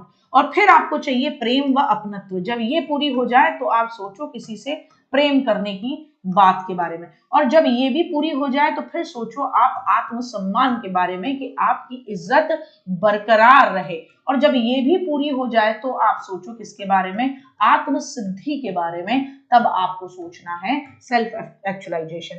अब इसमें ये कहते हैं ये तीनों आपकी क्या है, ये चारों आपकी डी नीड है। डी नीड का मतलब क्या होता है, डेप्रीवेटेड नीड, डेप्रीवेटेड नीड यानी अगर इनकी कमी हो जाए, ये कमी की आवश्यकताएं हैं, कमी की आवश्यकता कि आपके अंदर ये सारी चीजों की कमी है तभी आप इनको पाने की कोशिश करोगे। और आत्मसिद्धि की आपके अंदर जो द बेस्ट करने की क्षमता ईश्वर ने आपके अंदर दी, जिसको लेकर आप पैदा हुए, वो आपकी क्या है, being need, B need. B need का मतलब वैसा होने की नीड है आपके अंदर, बीइंग नीड है ना, यानी कि आपके अंदर ऐसा होने की आवश्यकता है। अब देखो भैया याद रखना यहाँ, हाँ बेटा जी बोलो, एक और निकाल लो, अपने पास से निकाल लो बेटा जी। देखो भैया यहां तक क्या है, इंसान और जानवर बराबर है, इंसान प्लस जानवर क्या है, तीन तक, नीचे की तीन नीड्स तक इंसान और जानवर बराबर है। शारीरिक आवश्यकता, रोटी कपड़ा, है ना, खाने को मिले, सोने को मिले, नींद, फिजिकल डिजायर, इंसान में भी जानवर में भी। सुरक्षा कुत्ते को भी चाहिए इंसान को भी चाहिए, प्रेम और अपनत्व कुत्ते को भी चाहिए इंसान को भी चाहिए। आत्मसम्मान कभी किसी जानवर में नहीं देखा होगा तुमने, कल किसी कुत्तों को बुलाकर ऐसे रोटी का टुकड़ा डाला और लठिया दिए हैं तुमने, बेचारा यूं करता रहेगा, कू कू कू कू, पर आ जाएगा। फिर तुम उसको रोटी दे दोगे तो देखता रहेगा, मारेगा तो नहीं, मारेगा तो नहीं, खा के एकदम फिर पूंछ हिला देगा, 2 दिन बाद बेचारा भूल जाएगा। तो आत्मसम्मान मतलब जानवर को नहीं चाहिए, आत्मसम्मान तुमको चाहिए, आत्मसम्मान तुमको चाहिए। तो नीचे की 4 तुम्हारी डी नीड है, तुम्हारे अंदर कमी होगी तो तुम इनको पाओगे, और इनमें से नीचे की 3 इंसान और जानवर को बराबर रखती हैं। यहां आके तुम इंसान बनते हो इन 2 में। जब तुम इस दुनिया में क्या बेस्ट कर सकते हो वो करने के लिए। अब कुत्ता द बेस्ट क्या कर सकता है इस दुनिया में, आप मुझे बताइए। मालिक की वफादारी में जान दे सकता है, इति ही बेस्ट है आत्मसिद्धि। कि कुत्ता कहे मैं अपनी माँ माँ काऊ काऊ भाऊ भाऊ माँ, मेरा जीवन का लक्ष्य ही था कि मैं ये जो मालिक है इसके लिए एकदम थे, है ना, वफादारी में अपनी जान दे दूंगा। तो ये आत्मसिद्धि है उस कुत्ते की। उसको उसमें भी हर कुत्ते की नहीं है, आधे तो भाग जाएंगे कि गोली चली, ए रे अपना जान बचाओ रे, मालिक मर रहा मरन दो, दूसरा मालिक ढूंढ लेंगे, ठीक है ना। तो आत्मसिद्धि ये जानवरों में नहीं है, ये किसके अंदर है, ये इंसानों के अंदर है। आत्मसम्मान जानवरों में नहीं है, इंसानों के अंदर है। तो इस बात को आपको समझना है, ठीक है ना साहब, समझ गए ना। तो कहाँ थे भाई हम, हाँ, तो इन्होंने कहा शारीरिक और मनोवैज्ञानिक आवश्यकताएं आपकी पूरी हो जाएं तो अंतिम आवश्यकता क्या है कि सेल्फ एक्चुअलाइजेशन, की आप जो द बेस्ट कर सकते हो ना, आत्मसिद्धि की सबसे ऊपर है पिरामिड में, कि आप अपनी बेस्ट क्षमता को पहचानो और उसे हासिल करो। कि कतई कोई एक जानता है मैं अच्छा म्यूजिशियन बन सकता हूं, तो बेस्ट क्षमता को पहचाने और उसको हासिल करें। मनोविज्ञान का अतीत बहुत लंबा है लेकिन इसका इतिहास बहुत छोटा है। ये किसने कहा, देखो कितनी प्यारी बात कही। मनोविज्ञान का अतीत बहुत लंबा है लेकिन इतिहास बहुत छोटा है ना। इतिहास बहुत क्या है, छोटा है, और उसका क्या है, बहुत ज्यादा, ये अतीत जो है बहुत लंबा है। बताएं जल्दी, बुलबुल किसकी सेटिंग, हाँ बेटा घबरा मत कल्लू कालिया, हाँ तुम्हारी भी बोलने की आजादी अभी छीनत है, घबराओ मत। कैलाश आप भी हो यहाँ पर, अच्छा अच्छा मैम देखिए यहाँ कुछ लोग आने सेटिंग में लगे हैं, बेटा मैंने पकड़ लिए हैं, घबराओ मत, मैं अभी 2 मिनट में इनकी समस्या का समाधान करती हूँ। अब्राहम मैस्लो की तीसरी स्टेज के मारे जितने भी यहाँ आए हैं, अब्राहम मैस्लो की तीसरी स्टेज के मारे जितने भी यहाँ आए हैं, तुम्हारी सुरक्षा पर खतरा पैदा हो जाएगा। बहुत हाथ जोड़कर एकदम निवेदन से समझा रही हूँ, बड़ी बहन के तौर पे प्यार से, तुरंत बोलने की आजादी छीन लूंगी, ठीक है। तो प्रेम और अपनत्व के चक्कर में सम्मान, तो इसका मतलब आत्मसम्मान तक तो पहुंचे ही नहीं हो, उसकी आवश्यकता है नहीं, तो बेइज्जती करने का तो कोई फायदा होगा नहीं। तो देखिए सुरक्षा छीन ली जाएगी, गायब कर दिया जाएगा कुछ समय के लिए, एकदम ही सोच लीजिएगा, बहुत खतरनाक आदमी है हम, हाँ एकदम साइकोलॉजी पढ़ाते हैं, पूरी अप्लाई भी कर देते हैं, सोच लीजिएगा, सोच समझ कर। देखो गायब हो गए, देखो कितने मासूम बच्चे हैं, खान खा में तुमने ऐसे इल्जामात मत लगाया करो यार, ठीक है ना। बेटा संडे में काहे ऐप की क्लास में आनंद लेना है, यहाँ नहीं पढ़ना, जो पढ़ा है उसको रिवीजन नहीं करना। सैटरडे संडे रिवीजन करिएगा भाई, सैटरडे संडे रिवीजन करिएगा, क्वेश्चन देखिएगा किस तरीके से चीजों को लेकर आ रहे हैं, तभी आपके एक क्या बनेगा, एक दिमाग के अंदर एक पैटर्न बनेगा, ठीक है ना। मेरी बात को समझे, आ जाओ आ जाओ। तो मनोविज्ञान का अतीत बहुत लंबा लेकिन भैया जो है उसका इतिहास बहुत छोटा है। ये बात आप में से कोई नहीं बता पाएगा, ये हमको पता है, ये हरमन एबिंगहॉस ने कहा है। क्या कहा है, हरमन एबिंगहॉस। क्यों कहा है, कहा कि देखो पहले मनोविज्ञान को कहते थे मन का आत्मा का मनोविज्ञान है ना। फिर उसके बाद में कैसे आ गया कि तुरंत की तुरंत 1879 में एक साइकोलॉजी की मनोविज्ञान की प्रयोगशाला बनी, उसके बाद में मामला बदल गया। तो ये इनका कहना है, किसका, हरमन एबिंगहॉस। हरमन एबिंगहॉस किससे और जुड़े हुए हैं, स्मृति और विस्मृति से जुड़े हैं। स्मृति व विस्मृति की बात कही है इन्होंने, यही है सबसे पहले स्मृति विस्मृति लेकर आए, है ना। स्मृति और विस्मृति की बात कही है हरमन एबिंगहॉस ने, और इन्होंने ही कहा है कि अतीत बहुत लंबा है, मन आत्मा चेतना, लेकिन इतिहास बहुत छोटा है। बोले 1879 में जैसे ही आए, प्रयोगशाला बनी, उस आप उसको 4 लाइनों में पढ़ सकते हैं, उसके बाद में मामला चेंज हो गया। बहुत इंपॉर्टेंट स्टेटमेंट है। प्राचीन काल 4वीं शताब्दी में मनोविज्ञान को आत्मा का मनोविज्ञान माना जाता था। किसने इस दृष्टिकोण का समर्थन किया, अरस्तु और प्लेटो। लेकिन ये 4वीं शताब्दी में नहीं मानते थे, आप क्या कहोगे, 16th सेंचुरी में इसको माना जाता था। 16th सेंचुरी में इसको माना जाता था, क्या माना जाता था कि मनोविज्ञान क्या है बेटा जी, आत्मा का मनोविज्ञान है। उसके बाद अगर मैं बात करूं 17वीं शताब्दी में पोम्पोनाजी, 17वीं शताब्दी में इसको मन और मस्तिष्क का मनोविज्ञान माना जाता था, मन व मस्तिष्क का। और इसके बारे में बात करने वाले कौन थे, तो आप कहेंगे पोम्पोनाजी। कौन थे? पोम्पोनाजी इसके बारे में लाने वाले थे।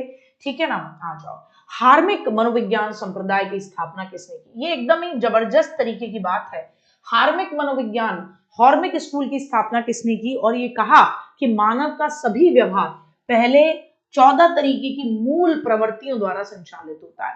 14 तरीके की मूल प्रवृत्तियों द्वारा संचालित होता है। ये किसने कहा है भैया कि मानव का पूरा व्यवहार 14 तरीके की मूल प्रवृत्तियों द्वारा संचालित होता है। और याद रखना, उस व्यक्ति का नाम तो आपको याद होगा, उन व्यक्ति का नाम विलियम मैकडूगल है, लेकिन याद रखना वो मनोविज्ञान के हॉर्मिक संप्रदाय से जुड़े हैं। तो ये एक नई बात आपको पता लगी।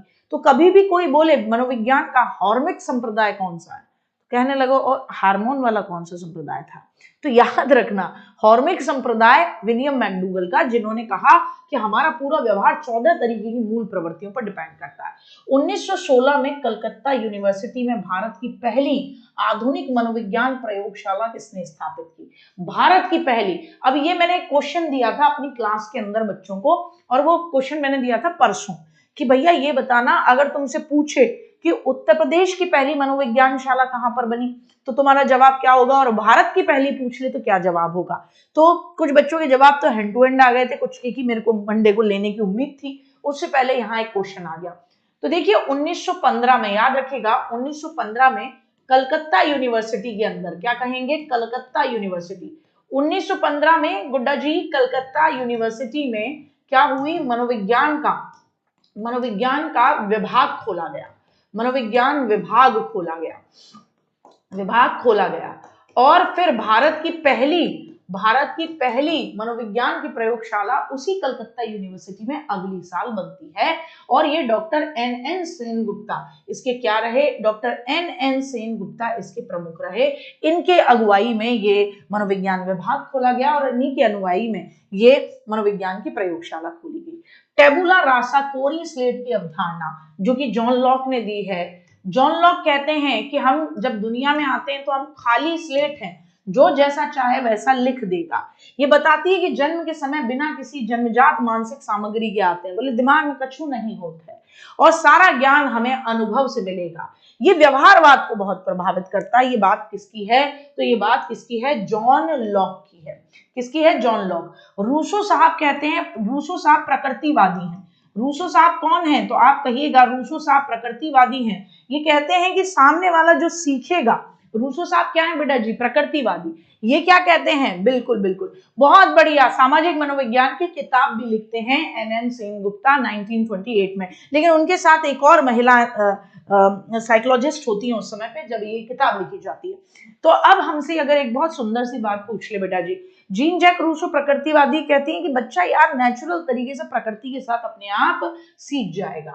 किस दार्शनिक और मनोवैज्ञानिक ने शिक्षा में फंक्शनलिज्म के सिद्धांतों को लागू किया, करके सीखने की वकालत की और एक लेबोरेटरी स्कूल स्थापित किया। भाई बहुत सुंदर, मतलब जैसे ही फंक्शनलिज्म आता है आपके दिमाग में विलियम जेम्स साहब आते हैं, लेकिन कहानी आगे बढ़ती है। बंदा कह रहा है कि हम करके सीखते हैं और करके सीखने के लिए जरूरी है कि स्कूलों के अंदर लैब्स बनाई जाए ताकि बच्चा सीखे। बहुत बढ़िया, कमल मुखर्जी भी थी, बहुत बढ़िया। क्या नाम है इस बच्चे का, कैलाश अलारिया, बहुत शानदार, बहुत बढ़िया। 1928 एन सेन गुप्ता किताब लिख सोशल साइकोलॉजी पे राधा कमल मुखर्जी जी के साथ में।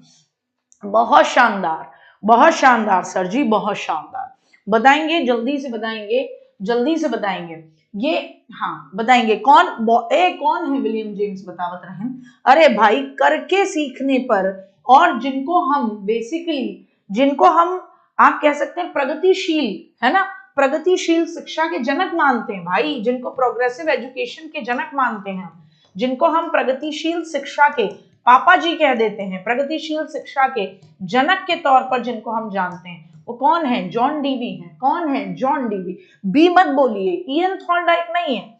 थॉर्नडाइक तो कहते हैं कोई लैब की जरूरत नहीं है, जब जैसे जैसे उद्दीपक होगा वैसे वैसे आपका व्यवहार आएगा। ये कौन है, ये जॉन डीवी है, जो लर्निंग बाय डूइंग की बात करते हैं और कहते हैं कि भैया करके सीखता है आदमी, बढ़िया सीख जाता है। तो स्कूलों के अंदर क्या होनी चाहिए, स्कूलों के अंदर लैब्स होनी चाहिए। किसकी बात की, स्कूलों के अंदर लैब होनी चाहिए। ठीक है, इन्हीं के शिष्य हैं किलपैट्रिक। इन्हीं के शिष्य हैं कौन? इन्हीं के शिष्य हैं किलपैट्रिक, जो बाद में क्या करेंगे, जो बाद में प्रोजेक्ट विधि का प्रयोग मतलब वो करेंगे। ओहो लो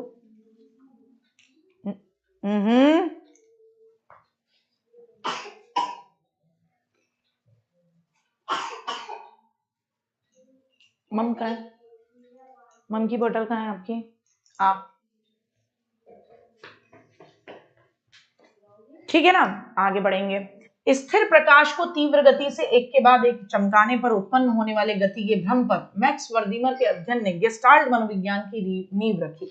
इस परिघटना को क्या कहते हैं? ये ऐसा क्वेश्चन है, आप ढूंढ ढूंढ के अपने आप को कितना भी, हाँ क्या बेटा, हाँ, लेकिन आपको मिलेगा नहीं। इस क्वेश्चन को जरा देखेंगे मेरे साथ, इस क्वेश्चन को मेरे साथ देखेंगे कि क्या कह रहा है ये क्वेश्चन।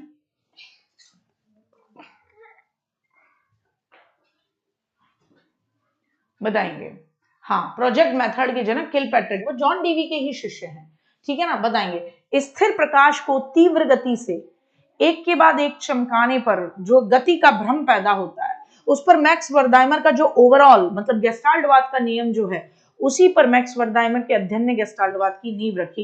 इसको आप क्या कहते हो, कौन सा इफेक्ट कहते हो? ये बहुत कम लोग जानते होंगे। तुक्का मार दो तो एक अलग बात है कि ABCD तो देखिए हर कोई मार सकता है, इसमें तो कोई दिक्कत वाली बात ही नहीं है ना, हर कोई मार सकता है ABCD, तो फिर हर व्यक्ति एकदम वो है।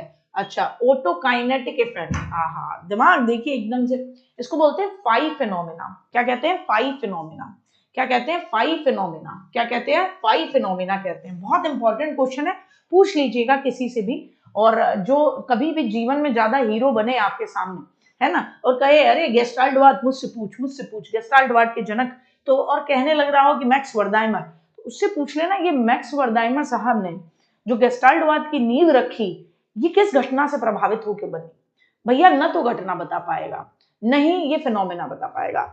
क्या है? आप सुनिए साहब, आप अपनी नॉलेज को बढ़ाइए ताकि आप जीवन में जाकर बढ़िया तरीके से सेटलमेंट कर सकें। क्या चाहिए बेटा?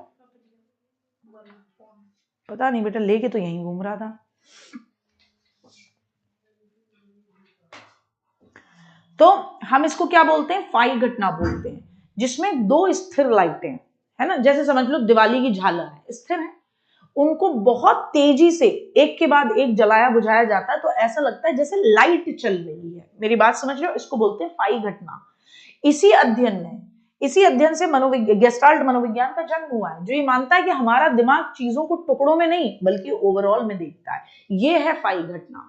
मेरी बात को समझ गए ना? फाई घटना याद रहेगी, तो जब भी झालर, दिवाली की झालरें देखो तो याद रखना फाई परिघटना, फाई फिनोमिना, जिसकी वजह से मैक्स वर्दाइमर ने गेस्टाल्टवाद की खोज की थी, या गेस्टाल्टवाद का जन्म हुआ, कि दिवाली की अगर स्थिर लाइट होंगी और उनको आप एक के बाद जलाओगे बुझाओगे, तो ऐसा लगेगा जैसे लाइट मूव कर रही है ना। आपको लगता है ना वो लाइट मूव कर रही है, लाइट नहीं मूव कर रही मेरे लाल, मेरे बच्चे, वो जल रहा बुझ रहा। तो हम किसी घटना को टुकड़ों में नहीं देखते, हम समग्र रूप में देखते हैं, ठीक है ना। अब वो वैज्ञानिक, मेरे बच्चे समझ लें, जिगार्निक घटना जिन्होंने कहा था, मैं देखती हूँ बेटा, जिनका उत्तर था जिगार्निक घटना के तौर पर, है ना, जिन्होंने जिगार्निक, है ना, प्रभाव जिसका नाम दिया था, वो अधूरे काम को बेहतर ढंग से याद करने की प्रवृत्ति होती है, कि कौन सा काम रह गया था उसको बेहतर ढंग से याद रखना, वो जिगार्निक होती है। ऑटोकाइनेटिक की बात अगर कोई कर रहा था, तो अंधेरे कमरे में स्थिर प्रकाश बिंदु के हिलने का भ्रम होता है, कि स्थिर जो है वो हिल रहा है अंधेरे कमरे में, आपको लगता है ये लाइट मूव कर रही है। हॉलो इफेक्ट क्या होता है? हॉलो इफेक्ट किसी व्यक्ति के एक गुण के बेसिस पर उसके पूरे संपूर्ण व्यक्तित्व का आकलन, जो आप जनरली करते हो, हालो इफेक्ट, परिवेश का प्रभाव, कि अगर आपको लगता है कि व्यक्ति ने आपके सामने छींक दिया और सॉरी नहीं बोला, तो आपने कह दिया अरे बकवास आदमी है, ये होता है जिसको आप हालो इफेक्ट बोलते हैं। सिगमंड फ्राइड साहब के साइको एनालिटिकल सिद्धांत में अचेतन विचारों को उजागर करने के लिए किस तकनीक में मरीज बिना किसी रोक टोक के जो कुछ भी मन में आता है वो बोलता है? आए गजब बेटा, मिला नहीं मिला? मिल गया, ठीक है, इसी से पूछ लिया करो, यही बता देता है। बताएंगे, आपसे पूछ रहे सिगमंड फ्राइड साहब के मनोविश्लेषणात्मक सिद्धांत में अचेतन विचारों को उजागर करने के लिए किस तकनीक में मरीज बिना किसी रोक टोक के जो कुछ भी मन में आता है वो बोलता जाता है? जो कुछ भी मन में आता है बिना रोक टोक के उसे बोलता है। Dream analysis, free association, hypnosis, transference, क्या कहेंगे हम उसे? बिना किसी रोक टोक के जो मन में आता है वो बोलता है, उसको बोलते हैं फ्री एसोसिएशन। ठीक है ना। हिप्नोसिस में तो तुम बताते हो, बोलो तुम कहाँ हो, ट्रेन चल रही है, ठीक है, फिर मेरी ट्रेन के कंपार्टमेंट में एक व्यक्ति आया है, फिर वो पाकीजा मूवी की डायलॉग भूल के चला गया ठीक है ना। तो वहां तो आपकी रोक टोक है, आप नहीं, लौट आओ लौट आओ लौट आओ, ये चल रहा है। तो हिप्नोसिस में तो ये होता है। ड्रीम एनालिसिस में आपके सामने जो ड्रीम है आप उसको एनालाइज करते हो, है ना, जो सिचुएशन होती है, फिर क्या था, फिर कहानी में आधा अधूरा आपको ड्रीम याद रहता है, साहब ड्रीम सवेरे तक में भूल जाते हो आप। इसके अंदर फ्री एसोसिएशन में क्या है, मरीज को बढ़िया आपने काउच पर लिटा दिया, मन में जो भी आ रहा है उसके वो कहने के लिए कहते हो कि बोल बोल बोल, आंख बंद करके बोल, चाहे कितना भी अजीब है या शर्मनाक बोलने के लिए कहा जाता है। तो अचेतन की बातों को बाहर निकालने के लिए बात कही जाती है। तो स्वतंत्र साहचर्य विधि है ना, फ्री एसोसिएशन विधि है। बाद में इसमें फ्री वर्ड एसोसिएशन लेकर आएंगे, युंग इनके स्टूडेंट होंगे। स्वप्न विश्लेषण आपको समझ में आ गया, सपनों का मतलब निकाल रहे हो। सम्मोहन तो आपको पता ही है, अलग मामला चलता है। और स्थानांतरण क्या होता है कि आप ट्रांसफरेंस कर रहे हो, मरीज अपनी पुरानी भावनाएं चिकित्सक पर थोपने लगता है ये वाला हिसाब है।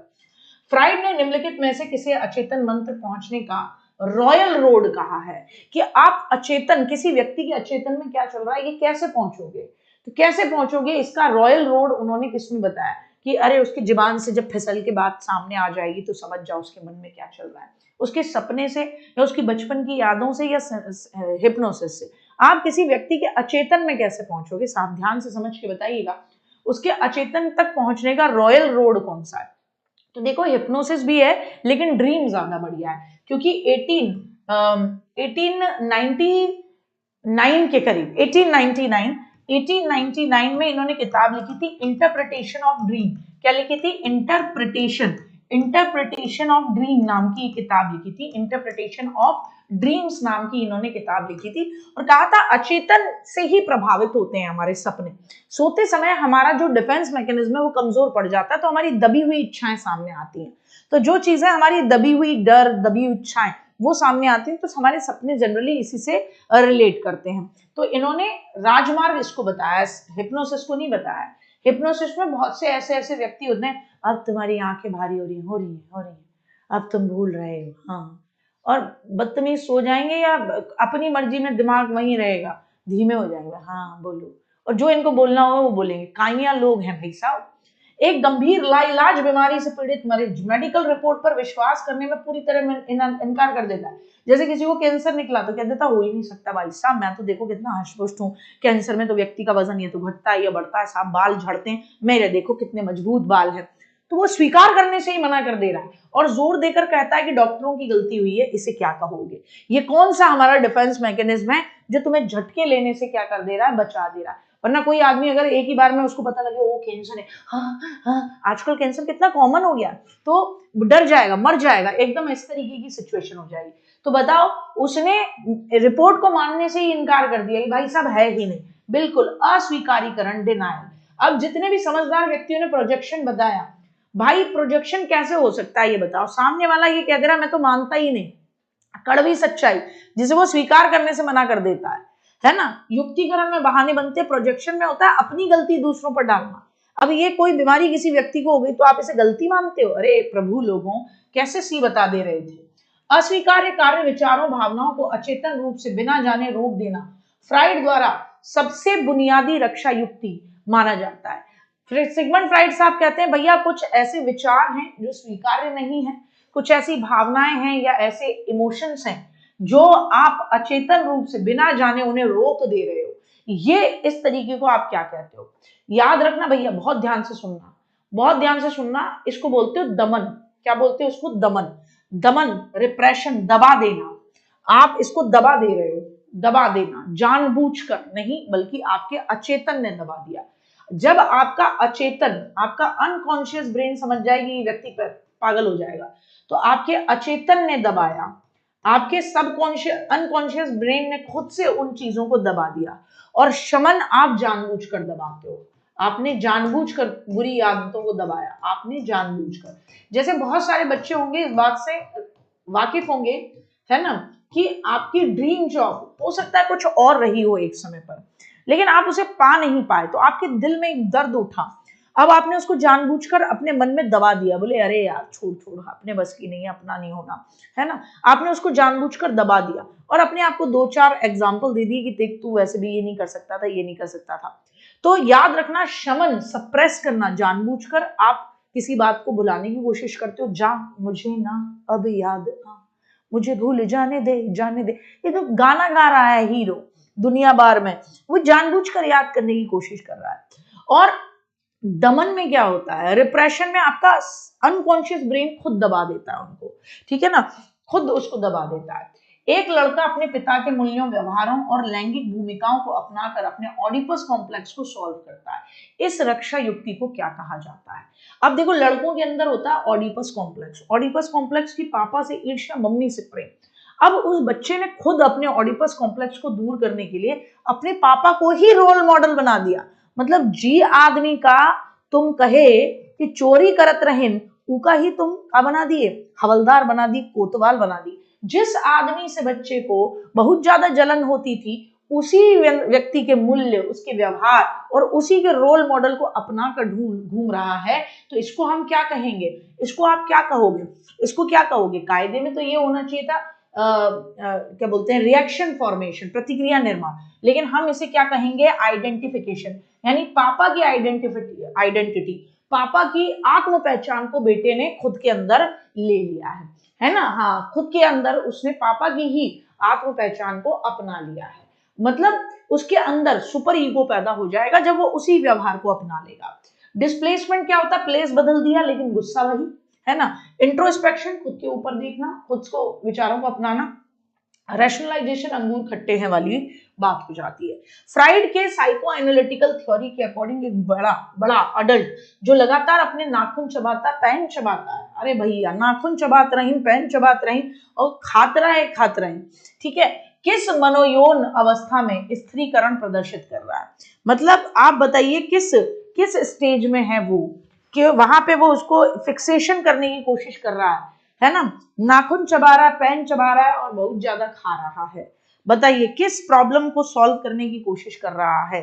खाने से संबंधित है, खाने से संबंधित है, ठीक है ना, खाने से संबंधित है साहब, ये बताना खाने से संबंधित है। तो ओरल स्टेज होगा बेटा मुख की अवस्था, कि जो कामुकता का क्षेत्र है, उस सारा सुख उसको चूसने, काटने, चबाने में ही आ रहा है, पूरी संतुष्टि उसको इसी काम में मिल रही है, तो नाखून चबाता रहता है, कुछ ना कुछ चबाता ही रहता है। ये ओरल फिक्सेशन किसकी कर रहा है? ओरल स्टेज की फिक्सेशन कर रहा है। तो कायदे में मम्मी को खुद ही कर देनी चाहिए थी एक समय पर, अगर माँ उसका दूध छुड़वा देती तो वो ओरल फिक्सेशन में कोई दिक्कत ही नहीं होती, है ना। ये स्त्रीकरण हो गया, यानी विकास वहीं स्थिर हो गया। बड़ा होकर भी वो नाखून चबाना, धूम्रपान करना, ज्यादा खाना इसके रूप में दिखाई देता है, ठीक है ना। इसका मतलब ओरल स्टेज में ना बच्चे को चूसने, काटने के मौके कम मिले, इसीलिए बचपन में जितने भी समझदार पेरेंट्स होते हैं वो कहते हैं बेटा तू काट, बच्चे को मजा आ रहा है काटने में, ले बेटा। तो लकड़ी के पता नहीं क्या क्या दे देते हैं, चाबियां से, बच्चा दबा दबा के मजे ले रहा, उसके कर बेटा, कोई दिक्कत नहीं है। बाद में बड़े होके वो धूम्रपान वगैरह इनमें नहीं जाएगा। किस नियो फ्राइडियन मनोवैज्ञानिकों ने महिलाओं में फ्राइड की पेनिस एनवी, लिंग ईर्ष्या की अवधारणा की कड़ी आलोचना की और इसके बजाय पुरुषों में गर्भ ईर्ष्या की अवधारणा का प्रस्ताव रखा? जी बेटा जी, क्या दे दूं आपको? क्या देना है? राइस देने हैं? राइस तो आप भैया से भी ले सकते हो। नहीं ले पा रहे आप? क्यों नहीं ले रहे? लो एक बार मम्मी के कहने पे आ कर लो। बाबू कैसा मम्मी का? नहीं अभी मम्मी को पढ़ा लेंगे तो थोड़ी देर, आप सीटी बजाओ, बाहर जाओ। नहीं अभी क्रॉक्स नहीं उतारने, थोड़ी देर और मम्मी को पढ़ा दो। शाबाश। बताओ बेटा, एक व्यक्ति बहुत जबरदस्त, जिन्होंने कहा कि सिगमंड फ्राइड साहब जो हैं, है ना, उन्होंने महिलाओं में फ्राइड की जो लिंग ईर्ष्या की अवधारणा है ना, पेनिस एनवी जो है, उसके खिलाफ जाते हुए ये कहा कि पुरुषों में गर्भ ईर्ष्या की अवधारणा का प्रस्ताव रखा। अब देखो एक और व्यक्ति है जो मैं अभी बोल रही थी, करेन हॉर्नी। कौन है? करेन हॉर्नी है। नहीं, अन्ना फ्राइड मत बोलिएगा, अन्ना फ्राइड इससे जुड़ी हुई नहीं है। मैरी एंसवर्थ ने इमोशन, या क्या बोलना चाहिए मुझे, अटैचमेंट थ्योरी दी है मैरी एंसवर्थ ने। कौन सी थ्योरी दी है? तो आप कहेंगे अटैचमेंट थ्योरी, है ना। अटैचमेंट थ्योरी किसकी है? मैरी एंसवर्थ की है। ये DSSB में पढ़ाती हूं मैं अटैचमेंट थ्योरी की, किस तरीके से बच्चा अपना अटैचमेंट प्रदर्शित करता है। अब करेन हॉर्नी के बारे में आपने पहली बार सुना, ये भी मजेदार चीज है। जैसे 5 फिनोमेना के बारे में आपने सुना, इसको ध्यान से सुनो। तो करेन हॉर्नी मतलब सिगमंड फ्राइड साहब से संतुष्ट थी, उनकी बात से सहमत थी, लेकिन कुछ बातों पे सहमत नहीं थी, तो उन्होंने अपनी थ्योरी दी। तो एक तो फीमेल वो थी साइकोलॉजिस्ट थी, उन्होंने फ्राइड के इस विचार का कड़ा विरोध किया कि महिलाओं में पेनिस एनवी होती है। पेनिस एनवी का मतलब लिंग ईर्ष्या होती है। सिगमंड फ्राइड साहब कहते थे कि महिलाओं में क्योंकि पेनिस नहीं है ना, इसलिए वो चिढ़ती हैं पुरुषों से। ये बात कितनी सही है भैया, है ना। तो इसके जवाब में उन्होंने कहा कि पुरुष भी चिढ़ते हैं क्योंकि उनके अंदर वूम्ब नहीं है, उनके अंदर गर्भ नहीं है, ठीक, क्योंकि वो बच्चों को जन्म नहीं दे सकते, बल्कि महिलाओं के अंदर प्राकृतिक क्षमता है कि वो दुनिया में किसी नए प्राणी को पैदा कर सकती हैं। तो इन्होंने मुंह तोड़ जवाब दिया था किसका? सिगमंड फ्राइड साहब का। सिगमंड फ्राइड साहब की बात तुम कितनी सहमत लगती है? सिगमंड फ्राइड साहब कह रहे हैं दुनिया भर की औरतें आदमियों से साहब इसलिए जल रही हैं क्योंकि उनके पास ना पेनिस नहीं है। और तो उनने कहा अच्छा साहब फिर तुम भी इसलिए जल रहे हो क्योंकि तुम्हारे पास वूम नहीं है, तुम्हारे पास यूट्रस नहीं है, गर्भाशय नहीं है, और हमारे पास तो प्राकृतिक क्षमता है कि हम बच्चे पैदा कर सकते, तुम नहीं कर सकते, और इसी वजह से समाज में हमारा वर्चस्व होना चाहिए। तो फिर सिगमंड फ्राइड साहब का मुंह बंद हो गया था। तो ये एक आपस में इनका एक युद्ध सा है जिसको आपको जानना चाहिए, बड़ा जबरदस्त है। कायदे में तो कैसा लग रहा है, दो बच्चे आपस में लड़ रहे हैं कि एक कह रहा है तेरे पास ये नहीं है इसलिए तुम मुझसे जलता है, दूसरा कह रहा है तेरे पास भी पेंसिल नहीं है इसलिए तुम मुझसे जलता है, दूसरा कह रहा है तेरे पास इरेजर नहीं है इसलिए तुम मुझसे जलता है। अरे यार क्या बात कर रहे हो। अपनी 1912 की एक किताब है आउटलाइन ऑफ साइकोलॉजी में किसने चेतना शब्द की कड़ी आलोचना की है, पेज नंबर 16 पे, और कहा मनोविज्ञान को चेतना के अध्ययन के रूप में वर्णित करना एक बहुत बड़ा दुर्भाग्य है। ये विलियम मैकडूगल साहब हैं जिन्होंने चेतना शब्द की कड़ी आलोचना की है, जो कि 14 मूल प्रवृत्तियों से जुड़े हुए हैं और हार्मिक सिद्धांत दिया है। 14 मूल प्रवृत्तियों का सिद्धांत दिया है ना, और इन्होंने ही हार्मिक संप्रदाय की बात की है। किसकी? हार्मिक संप्रदाय की भी बात इन्होंने की है। किसकी? हार्मिक संप्रदाय की स्थापना भी इनकी है, ठीक है ना। चेतना का प्रवाह की अवधारणा जो ये तर्क देती है कि मन अलग अलग तत्वों के बजाय विचारों को एक निरंतर अटूट प्रवाह है, ये किसने कहा? किसने कहा कि हमारी चेतना का प्रवाह कंटिन्यूअस होता है, ठीक है ना, हमारी चेतना का प्रवाह कंटिन्यूअस होता है, ये किसने कहा? तो चेतना काम कैसे करती है इसके बारे में बात करने वाला एक ही व्यक्ति है, विलियम जेम्स, जिन्होंने प्रकार्यवाद में चेतना का फंक्शन कैसे होता है, जिन्होंने प्रकार्यवाद यानी कि जिन्होंने फंक्शनलिज्म में इस बारे में बात कही कि चेतना काम कैसे करती है, तो इन्होंने द प्रिंसिपल ऑफ साइकोलॉजी में ये चेतना के प्रवाह की बात की। इनकी बुक कौन सी है? Principle of psychology. बुक कौन सी? 1890 में लिखी हुई किताब प्रिंसिपल ऑफ साइकोलॉजी के अंदर, प्रिंसिपल ऑफ साइकोलॉजी में इन्होंने ये वाली बात कही है ना, चेतना के प्रवाह की बात इन्होंने कही है। आ जाए नेक्स्ट क्वेश्चन, मनोविज्ञान के इतिहास में किस संप्रदाय को दूसरी शक्ति के रूप में माना जाता है? दूसरी शक्ति मैंने आपको बातों बातों में पहले ही बता दिया था, व्यवहारवाद को दूसरी शक्ति, मानवतावाद को तीसरी फोर्स या तीसरी शक्ति के रूप में माना जाता है। और आप सबका होमवर्क रहेगा आज का कि भाई साहब आप मुझे आज ढूंढ कर बताओगे कि पहली शक्ति के रूप में किसको लिया जाता है। मतलब ढूंढने का मतलब समझते हो कि आप मुझे कमेंट सेक्शन में ऑफलाइन बताओगे। एक तो ये बताओगे कि क्लास आपको कैसी लगी, इस तरीके की क्लासेस आप देखना चाहेंगे कि नहीं देखना चाहेंगे, क्योंकि ये आपको एग्जाम के लिए प्रिपेयर करती है साहब, बहुत बेहतरीन तरीके के प्रश्न। दूसरा, इस क्वेश्चन का भी आप जवाब मुझे दे रहे होंगे। पहली शक्ति आपको बतानी, मुझे पता है पहली शक्ति मोस्टली लोग कुछ अलग ही बताएंगे, तो बताना भैया, मजा तो आएगा।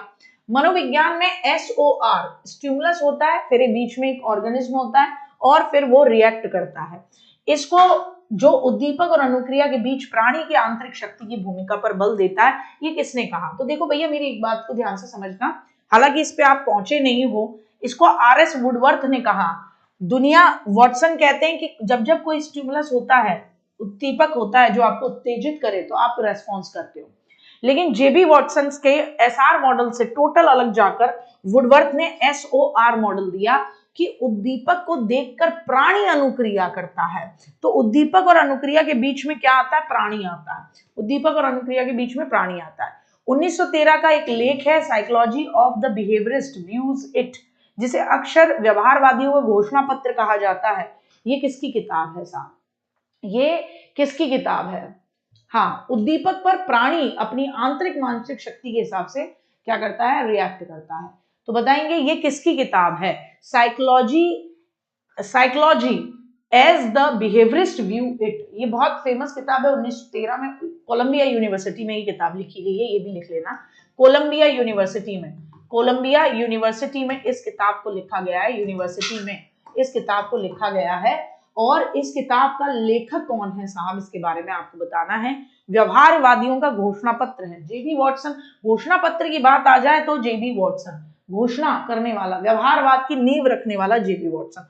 अब देखो भैया, जितने भी बच्चों ने यहाँ स्किनर का नाम दिया है ना, उसके पीछे का कारण क्या है? इन्होंने एक किताब पढ़ी हुई है ना। तो इन्होंने एक, क्या कर रहे हो वीर, क्या कर रहे हो? इन्होंने एक किताब पढ़ी हुई है और वो किताब में कहीं ना कहीं बिहेवियरिज्म शब्द आता है, और जो कि स्किनर की किताब है ना। तो इसको ये उससे रिलेट कर रहे हैं। भाई साहब पहले बात को समझो। आज की क्लास का अंतिम क्वेश्चन, गेस्टाल्ट मनोविज्ञान में गेस्टाल्ट शब्द एक जर्मन शब्द है। हिंदी अंग्रेजी में ई का मतलब क्या है? ई का मतलब है होल, शेप या फॉर्म। तो एक तो बताइएगा साहब क्लास कैसी लगी, दूसरा एक तो बताइएगा क्लास कैसी लगी, है ना। हाँ, आपके कमेंट्स का बड़ा मेरा मन रहेगा कि मैं रिप्लाई करूं, और पर्सनली मैं रिप्लाई करूंगी आपको डेफिनेटली। तो एक तो बताइए क्लास कैसी लगी, दूसरा कितने आपके नंबर आए, और तीसरा मेरे क्वेश्चन का जवाब, कितने आपको नंबर मिले आज, और तीसरा मेरे क्वेश्चन का जवाब कि मनोविज्ञान की पहली शक्ति किसे कहा जाता है? मनोविज्ञान की पहली शक्ति किसे कहा जाता है? दूसरी व्यवहारवाद है, तीसरी मानवतावाद है। इनका जवाब जरूर दीजिएगा। इसी तरीके का जबरदस्त प्रैक्टिस सेशन आप जुड़ना चाहते हैं या आप क्लासेस से जुड़ना चाहते हैं, तो आप प्रखर बैच में अपने आप को एनरोल कर सकते हैं, जहां आप इस तरीके के कंटेंट से अपने आप को रूबरू करा पाएंगे, बेहतरीन तरीके के कंटेंट के साथ। और चाहे आप लेवल 1 लें, चाहे लेवल 2 लें, या दोनों का कॉम्बो लें, TWA20 कूपन कोड लगाने के बाद ये आपको बहुत ही कम प्राइसेस में मिलेगी। तो सभी का स्वागत रहा, और चैनल को लाइक, शेयर, सब्सक्राइब करना ना भूलें। फिर मिलते हैं, कब मिलेंगे? अगली क्लास में। तो bye bye, love you, take care, जय हिंद, जय भारत।